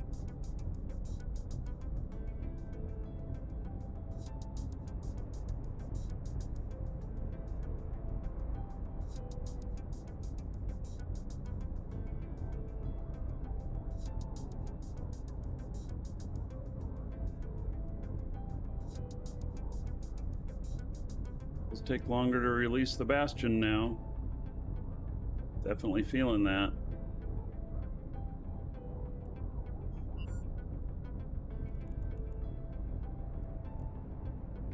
Warp drive active.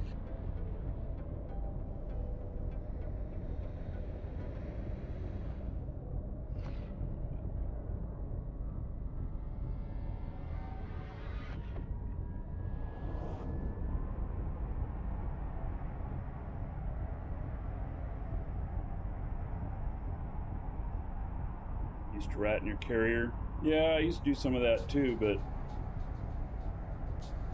these days not so much.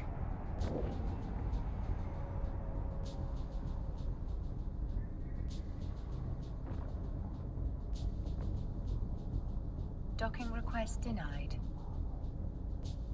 It's worse.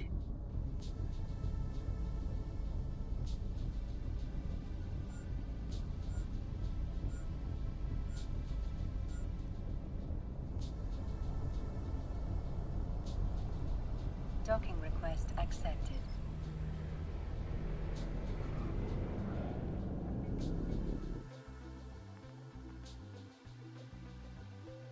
Do I remember the most fun about what I did in even the past?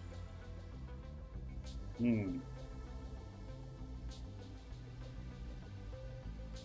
don't know, man.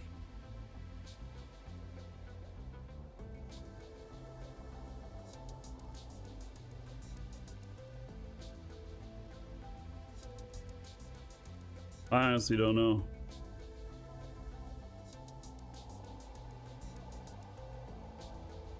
Maybe I got this omnidirectional tracking unit in here.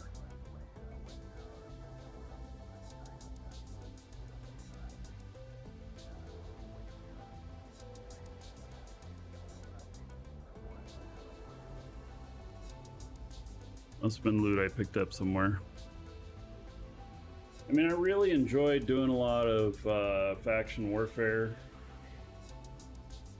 I have enjoyed a bunch of this game.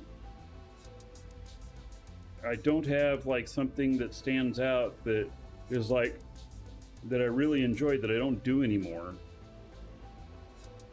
I think I do more of it.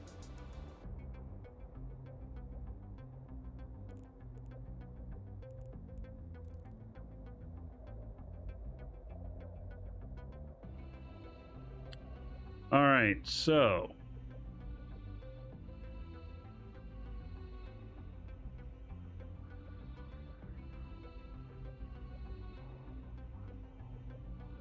think now of what I would like to do next.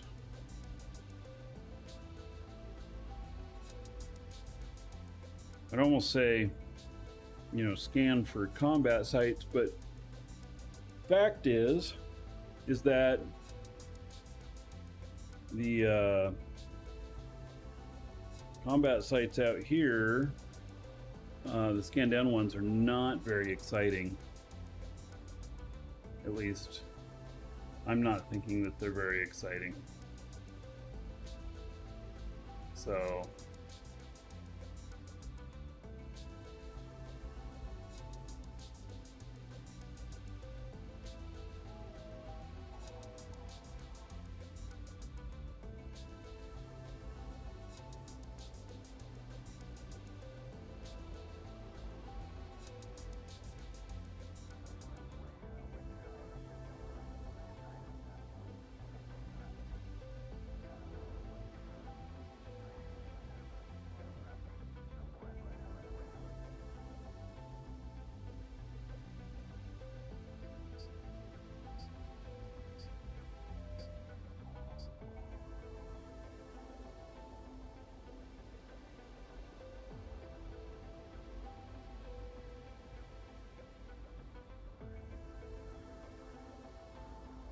2014 was your best year for PvP and low sec?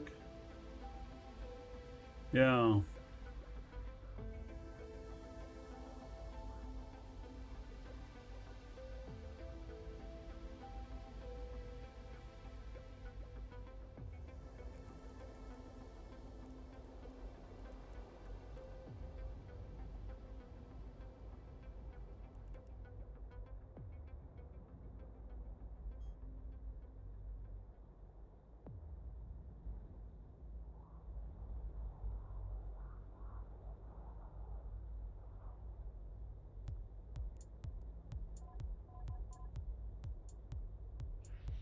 This is a salvage fit.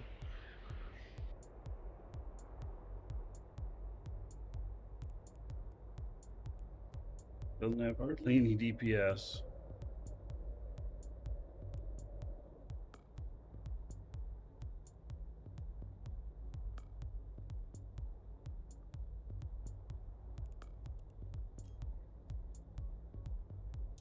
Yeah, and web drones.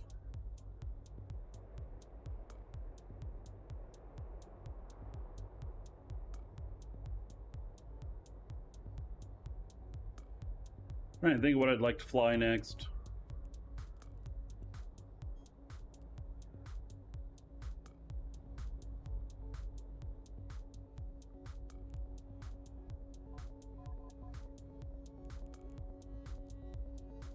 I can't even fly this one. All right.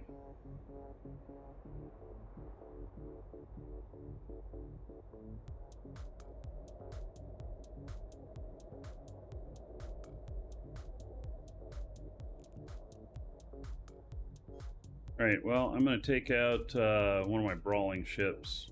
We're going to go out looking for trouble.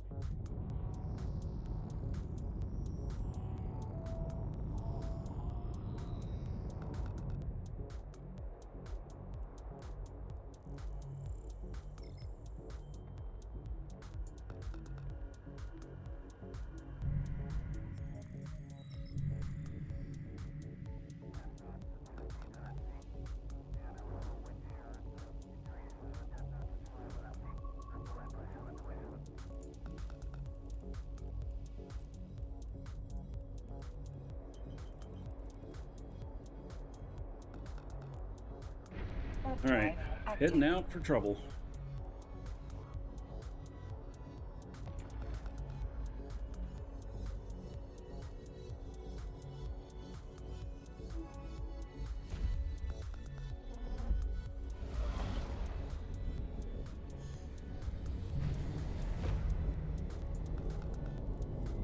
Metaliminal storm. Warp drive active.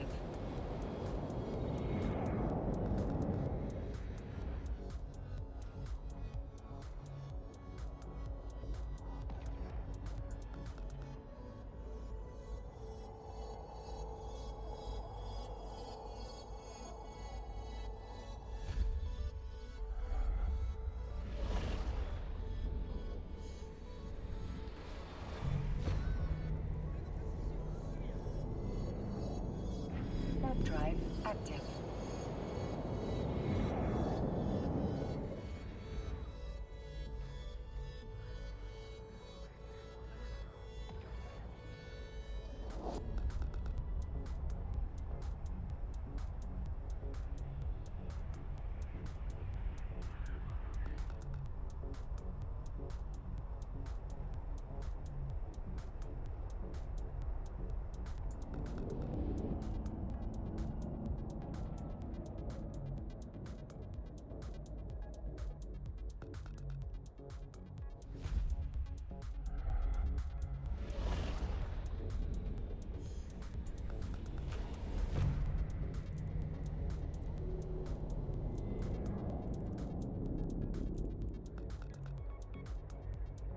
Warp drive active.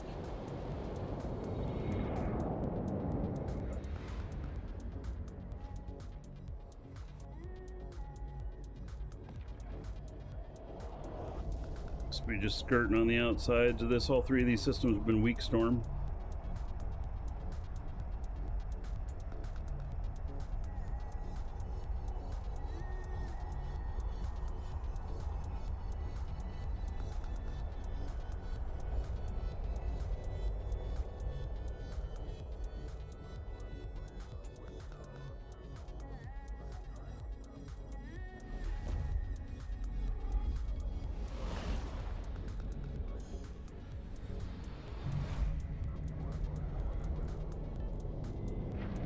drive active.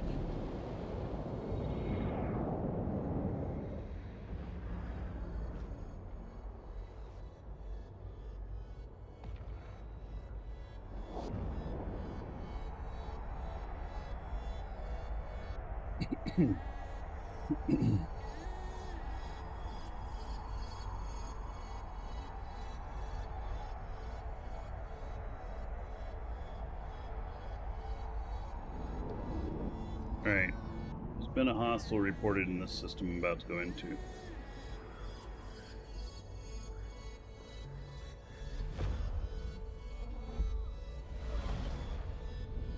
They are not still here. Alright. So, only got one choice to go. Warp drive active.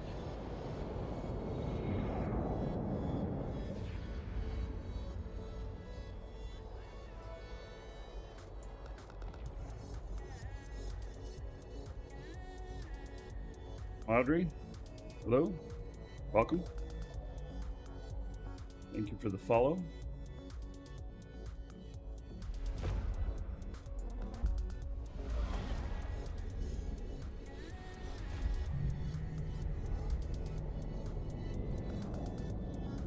Warp drive active. That is traveling through. In a cyclone fleet issue, which I probably could not beat, but I don't know that for sure, so if I can catch him, I'll try.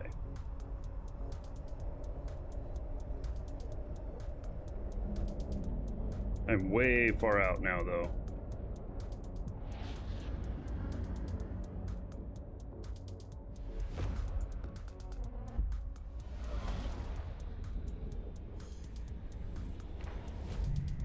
Shoot, there's rats here.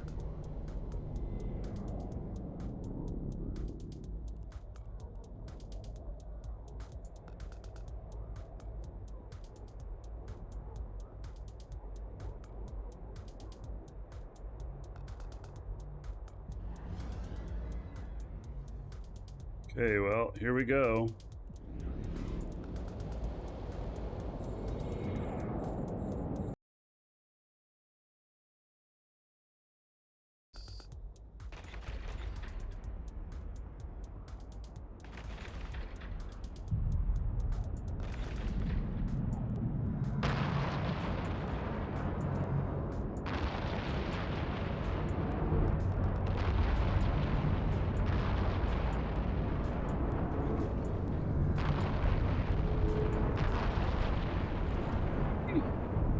Damn. He is hitting me hard.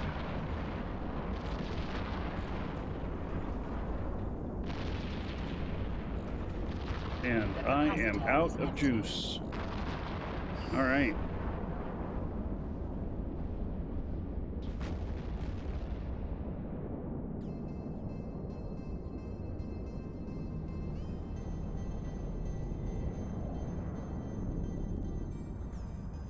Yeah, I didn't really think that I could, I didn't load my ancillary repper? What? No shit. It wasn't loaded? Oh. You're right. Was that an ancillary repper in there?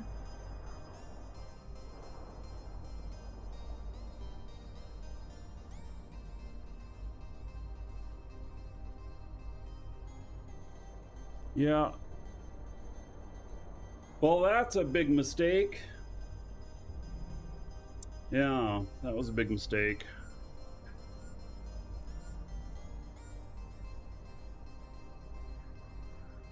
All right, well, I tried though. Yeah, I knew that he would be really strong. If you're not dying, you're not trying. Let's see how far of a way back it is. Actually, do I have any implants in this guy? No. All right. It's not that far to get back.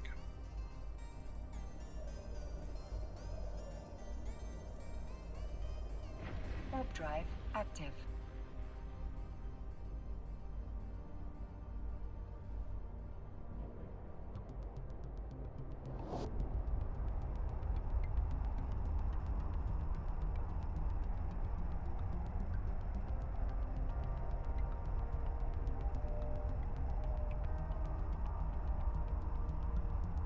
I can't believe I didn't have my nano paste in there. Well, mistakes were made.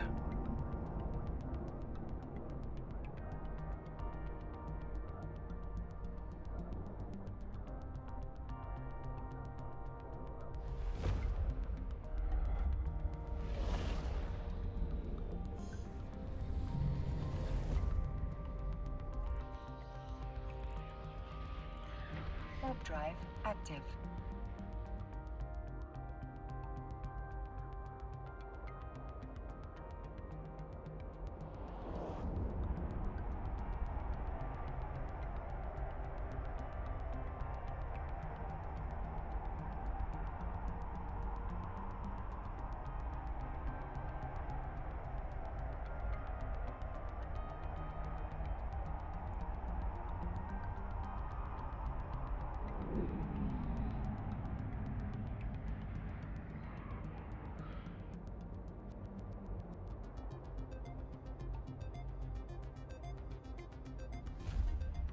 Bruce, thank you for the follow. Welcome.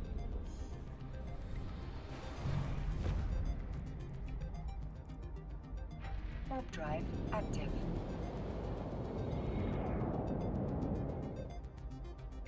Pickle Dipper, resub in 24 months. All right, to your club. 480 gold to everybody here in your honor. Thank you, thank you. Much appreciated.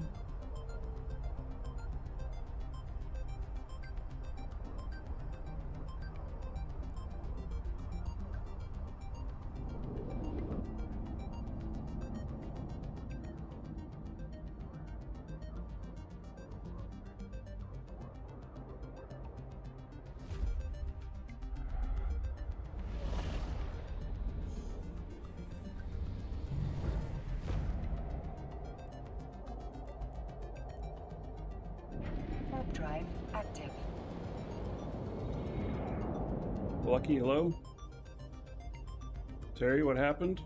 I fought and lost. I'm back to get another ship now.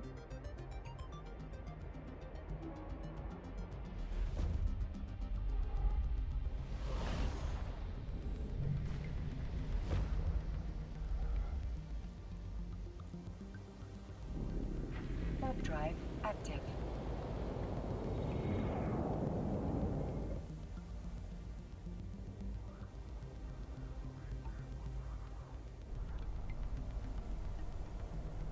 Docking request accepted.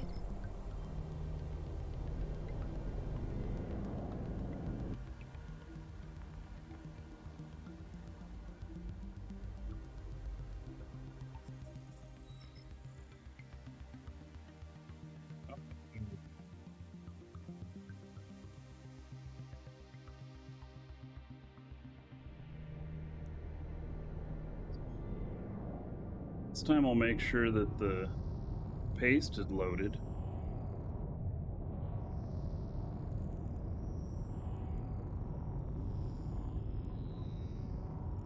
Yeah, it's loaded this time. Okay.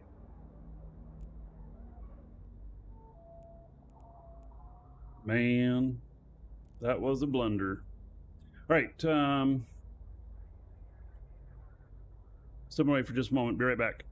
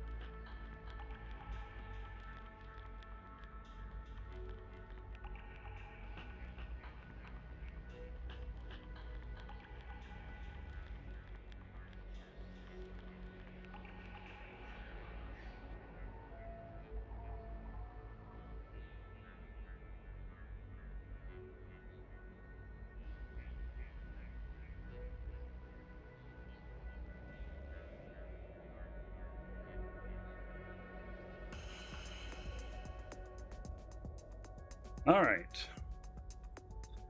I have to see where there's...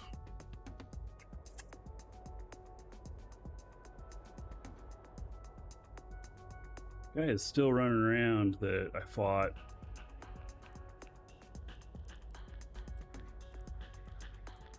Not very far away. Maybe we'll take something a little bit bigger. Come on, hang up.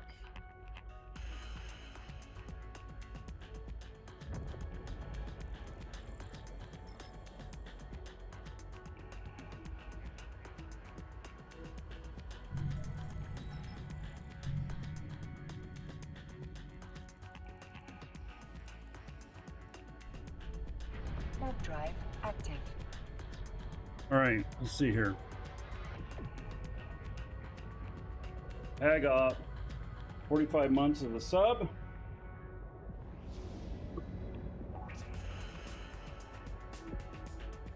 About 1,350 gold to everybody here.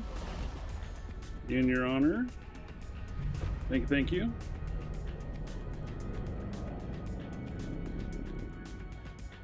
Warp drive active.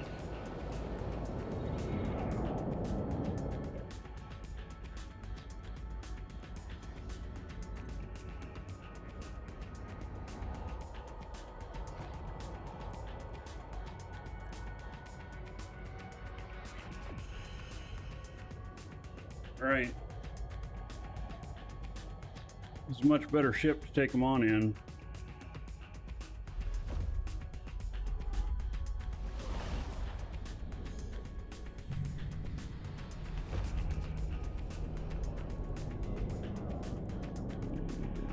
Warp drive active.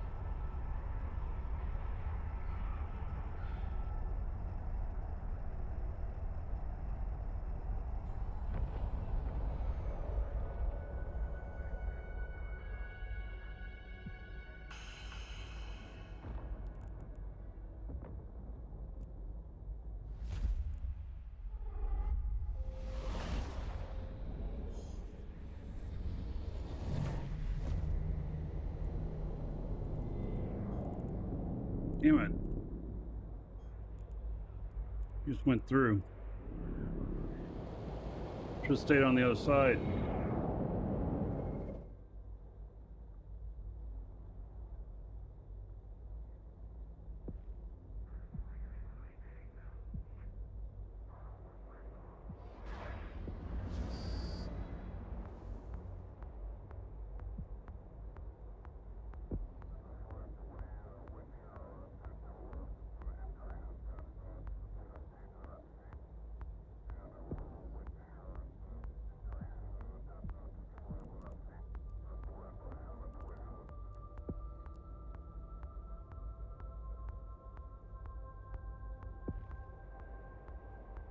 God, it's so slow.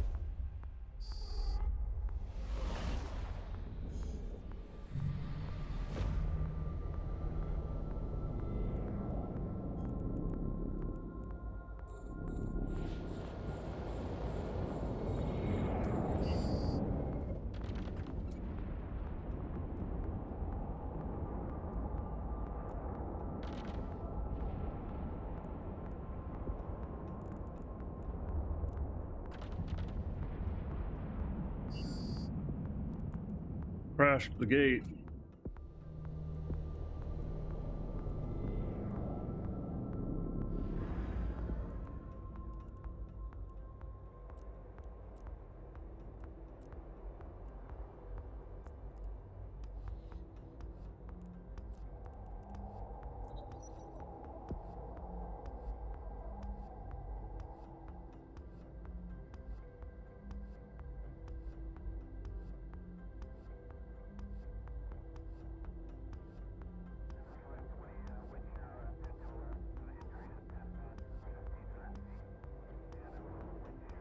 was gonna try and bump him, but I'm just not fast enough.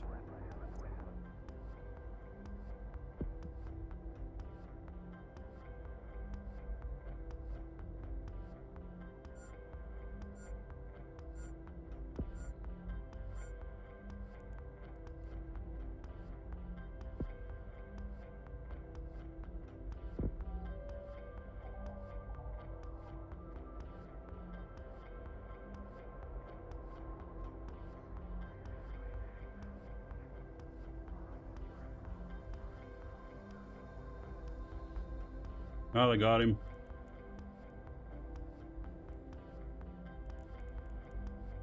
I'm not on the kill. Wah. I shot him.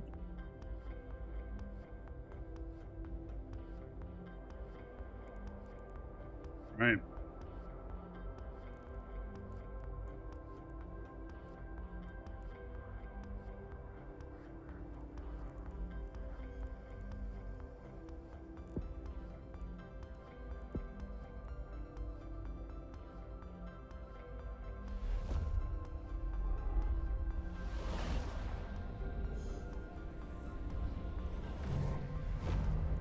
Oh, fudge.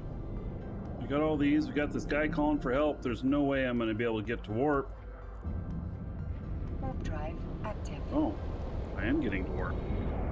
Okay.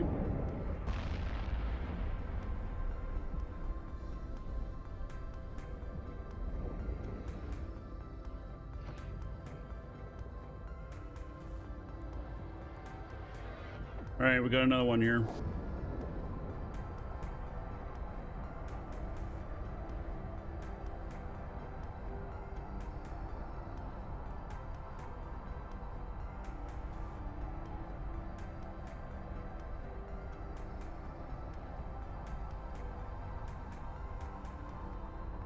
System.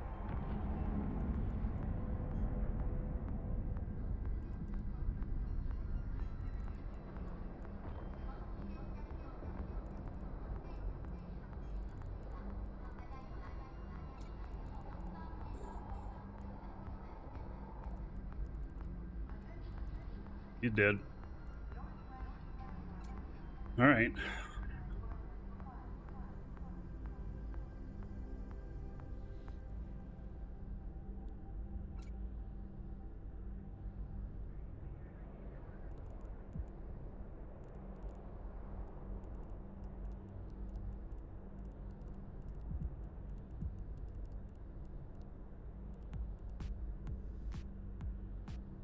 Somebody already salvaged the wreck? Wow, that was quick.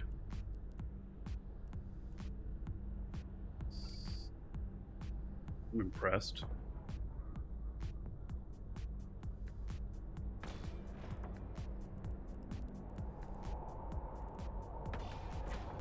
Somebody out here ratting like this with knowing that there was 2 hostiles in here. I mean, it's just not very smart.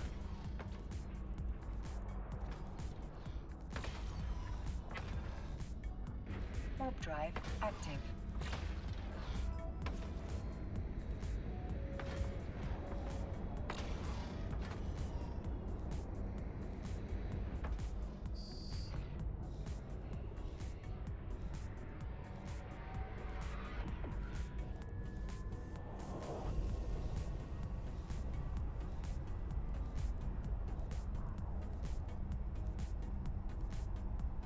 Well, I kind of caught up to both of them, but at the same time not.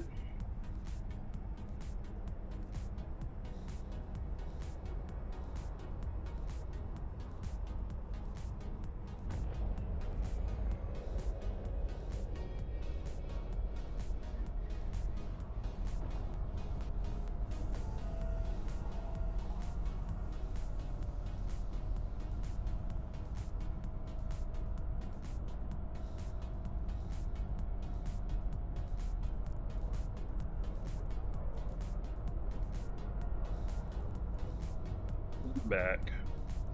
Warp drive active.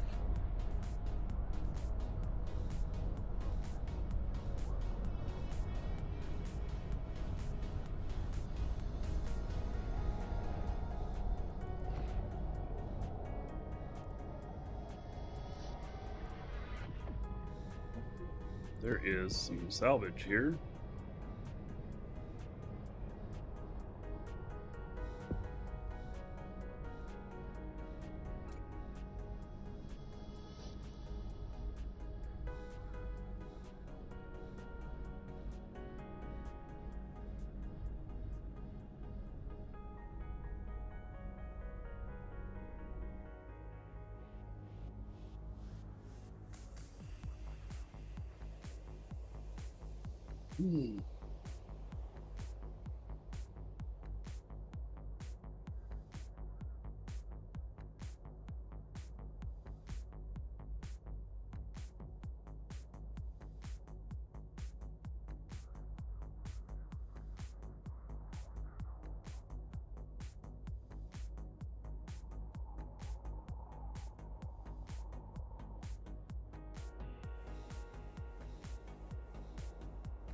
I'm just telling to salvage everything. The last one will be a player wreck.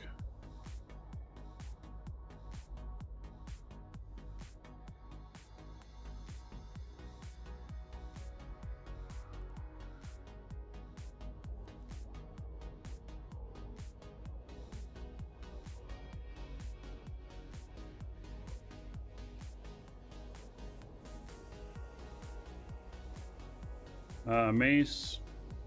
There's a lot of visuals that are updated. There's some sounds that seem to be updated, but I don't understand them, and they weren't mentioned in the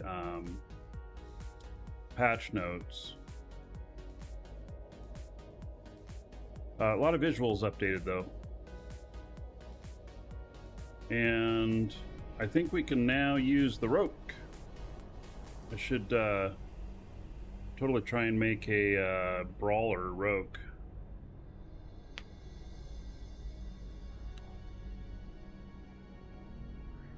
And then we can call it a broke. Brawler roke. Broke. B-R-O-K-H.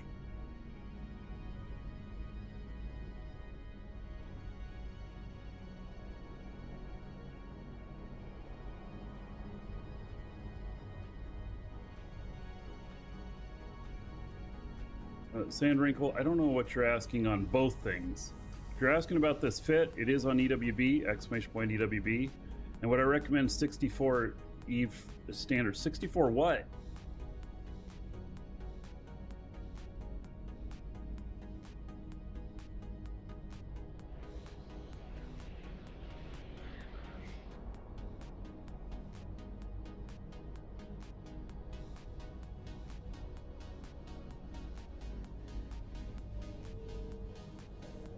$64 gigs of RAM. Well, I have 64 in both my machines here and in my laptop, but I don't think 64 is necessary. I think 32 would be just fine.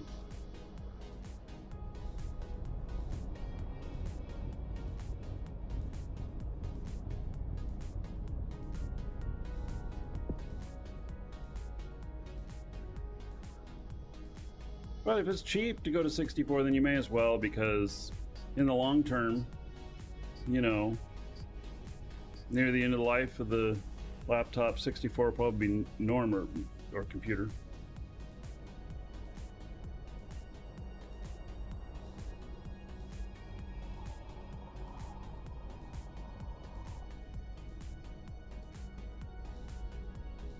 They're idle. They didn't get anything. Yep.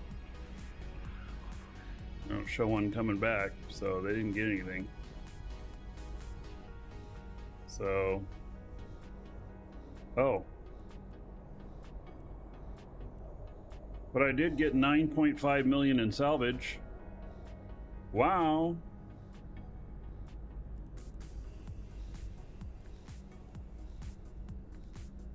Hey, am I reading this right? I highlight these. 91,000. It was counting the whole box, ammo and everything. Never mind. Not legit.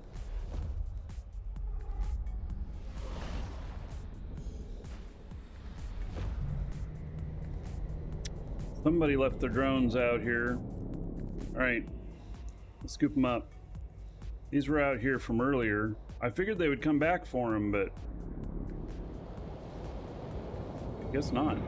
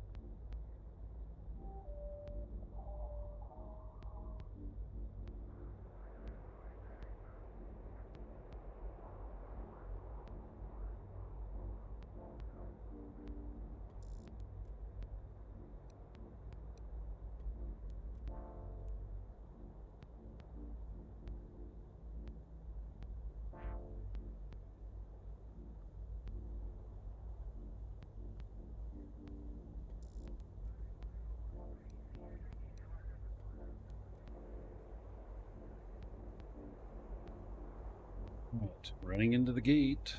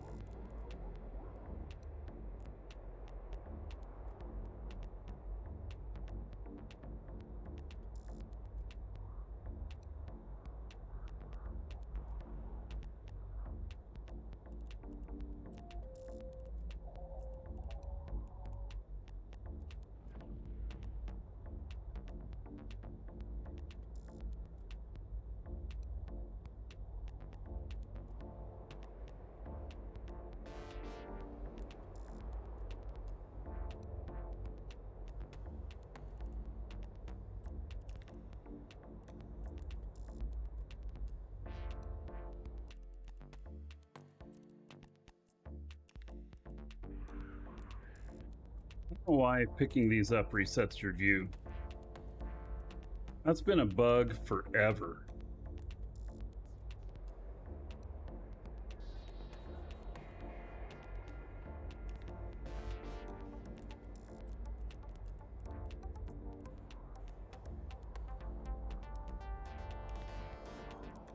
Okay. Warp Heading drive out of here. active. Saved those drones. Give them a new home. Send them out to fight once again.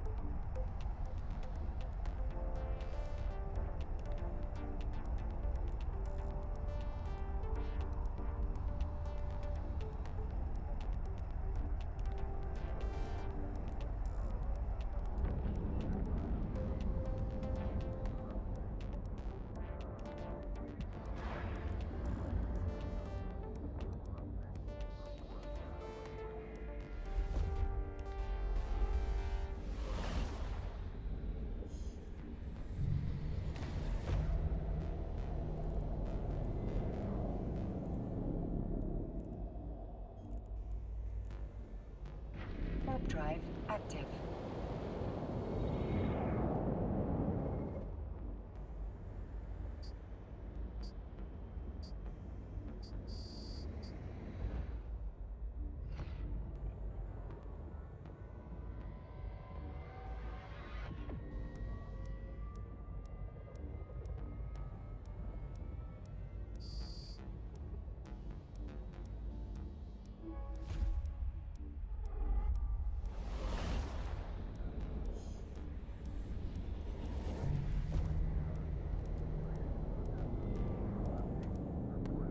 Alright, we'll stop in my station here.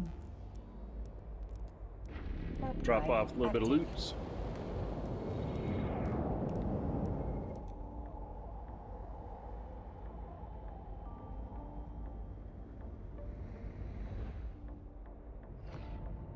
Jay, Thanks for the sub. 35 months. About 700 gold. Everybody here in your honor. Docking request accepted. Thank you, Jay. Much appreciated.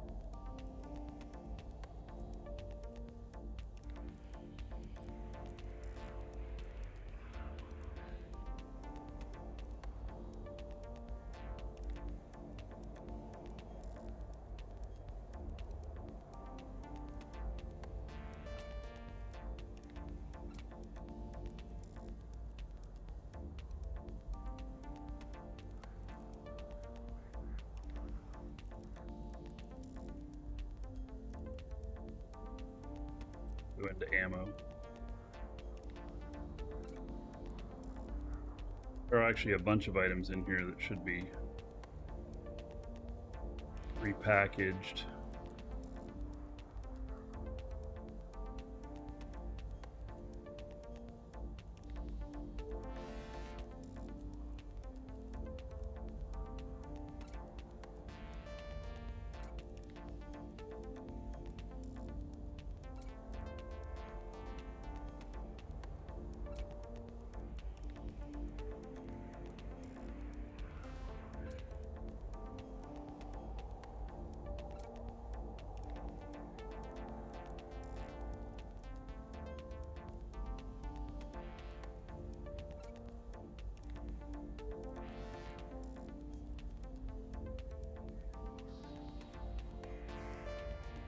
All right, see if these need a repair.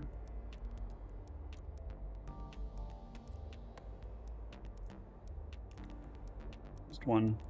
Okay.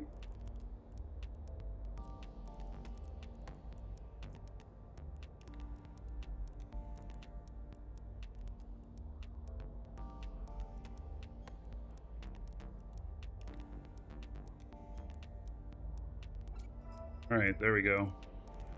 Now we'll stack everything up. Be all tidy.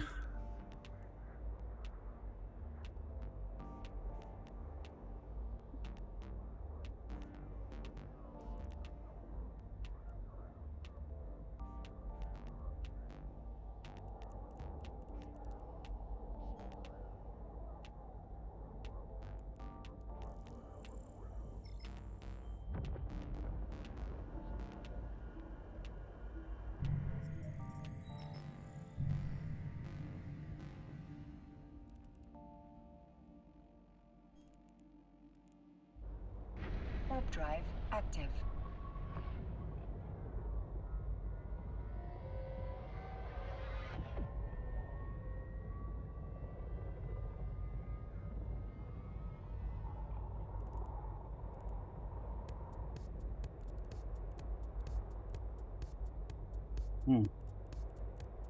Just left all those out there?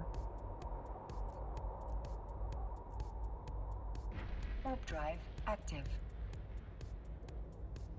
Okay.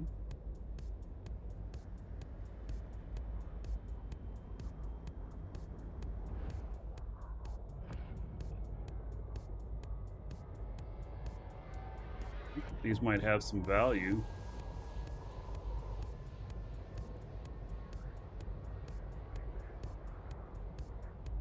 Oh, here comes somebody else.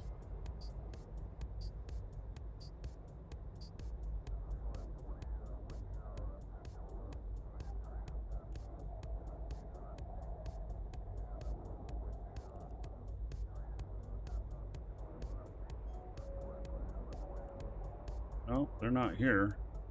All right.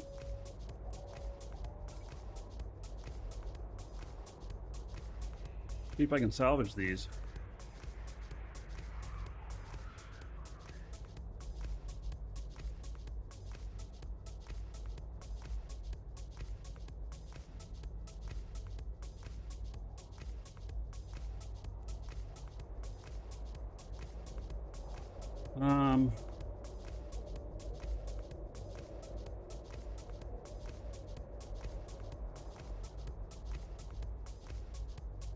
So far, it's not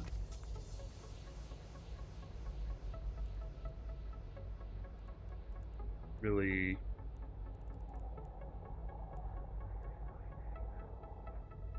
What are all them shuttles? Oh.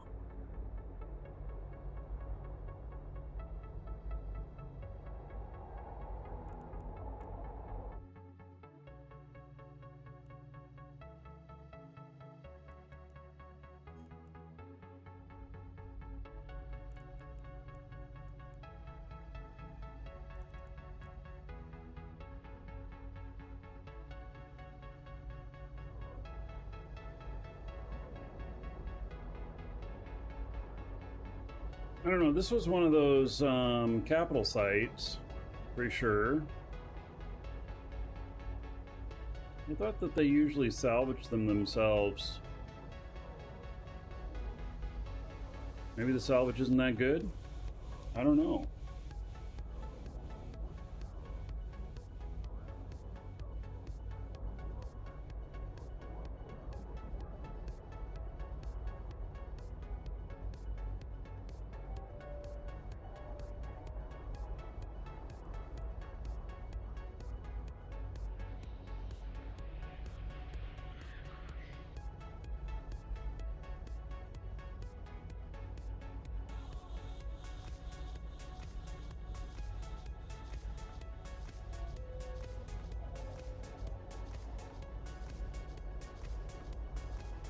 Salvage sucks.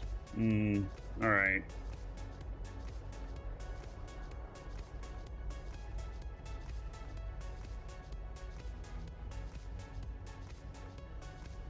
All right. Well, I'll salvage a little bit till we get some target to go after. I mean, I've gotten like 500,000 worth already. Not a huge amount, I know.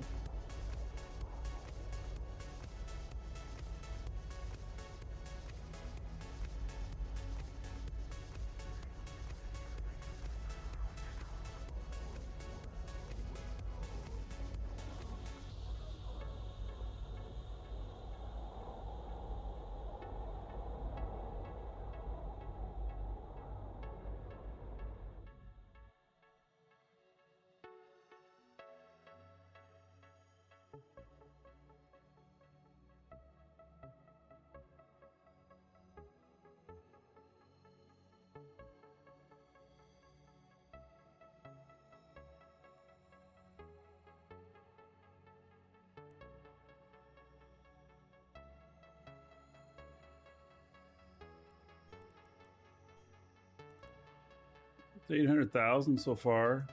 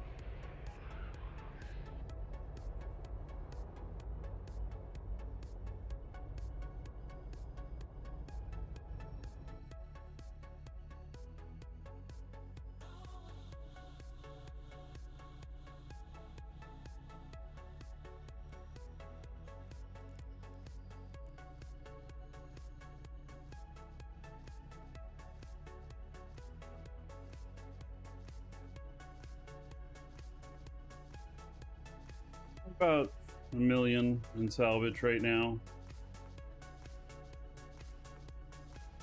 It's not going to be a huge moneymaker.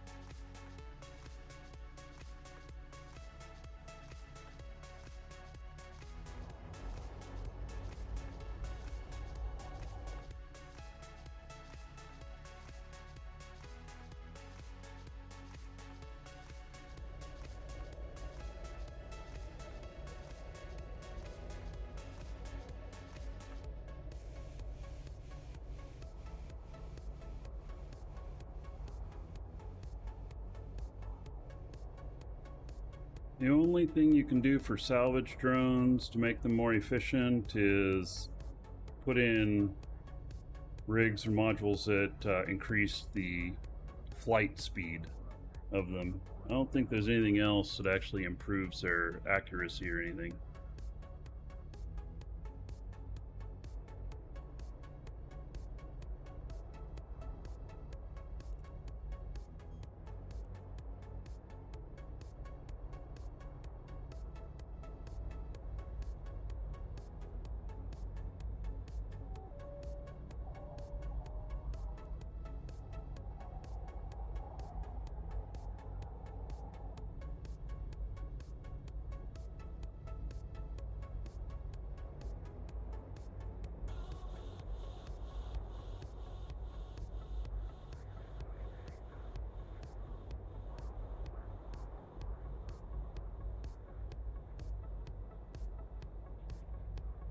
You know, when you track these drones, you notice how the camera moves so fast sometimes in the opposite direction? Just like aliens. Alien ships. They're like, there's no way something could change direction that fast. They must be salvage drones. Yep.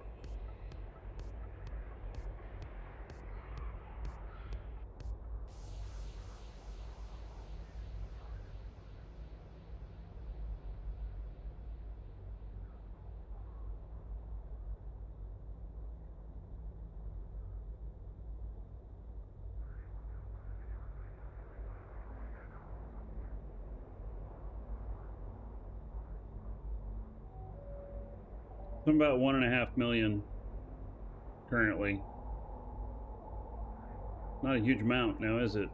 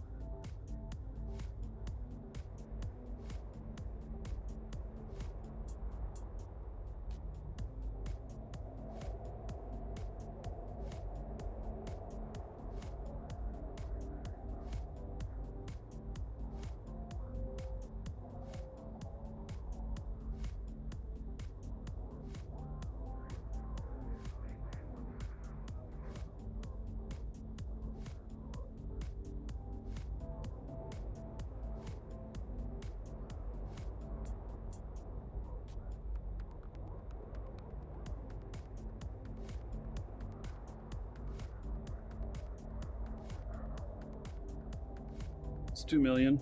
You're right, it sucks. The salvage here is not very good. Especially not compared to the bounties on these guys.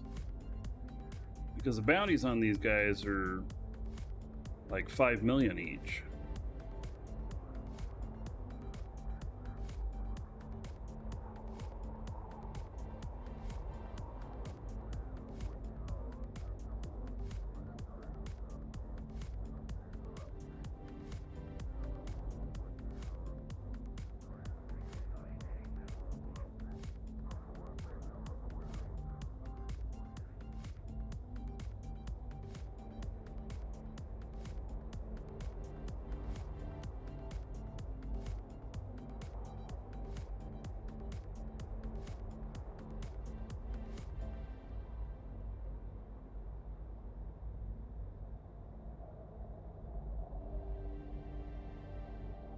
So just over 2 million.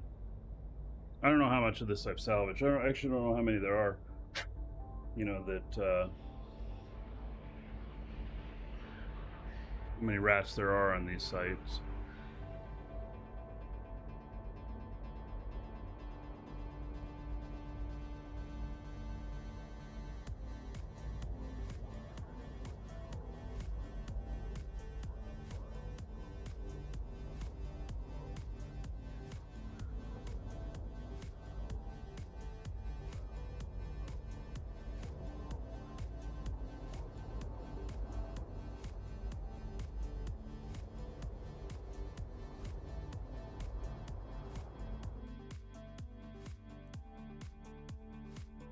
Actually, quite a bit more, but I don't know.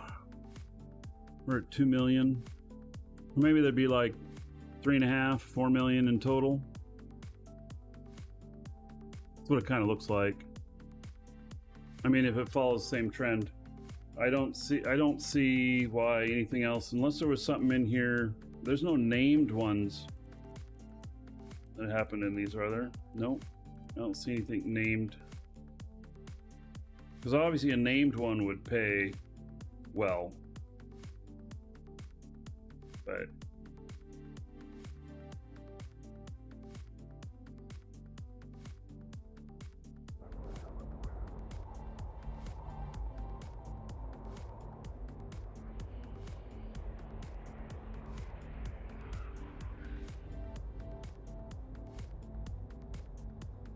I wish the drones were smart enough to do the one that's closest to them, the next one that's closest to them, instead of saying, oh, we gotta do the next one that's closest to the ship, which is all the way the other side.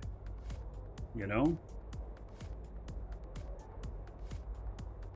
Which is kind of what's going on here. You can see here they're traveling quite a ways to get to the next thing.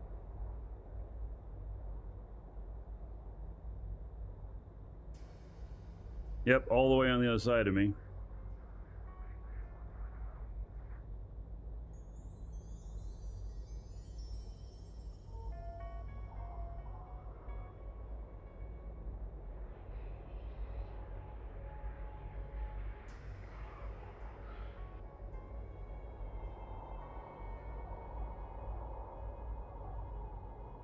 All right, well, what I'm going to do is I'm going to go grab some lunch. And then when we come back, we're going to find some more trouble to get into. So there'll be a second show this afternoon. And if you haven't gotten in on the giveaway already, go ahead and do that. Exclamation point giveaway in chat. If you're watching on YouTube, there's slight chance that a live show giveaway will be up whenever you look, but if not, you can definitely get in on the monthly giveaway, which is really nice. It's a bunch of skins worth billions and billions of ISK. So, all right. So I'm going to fly back to the station, and then I'm going to go grab some lunch, and then we'll go find some more trouble to get in.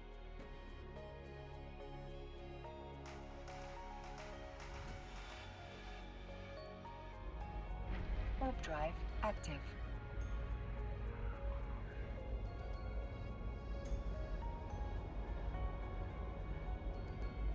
All right, so I will catch you all in a little bit.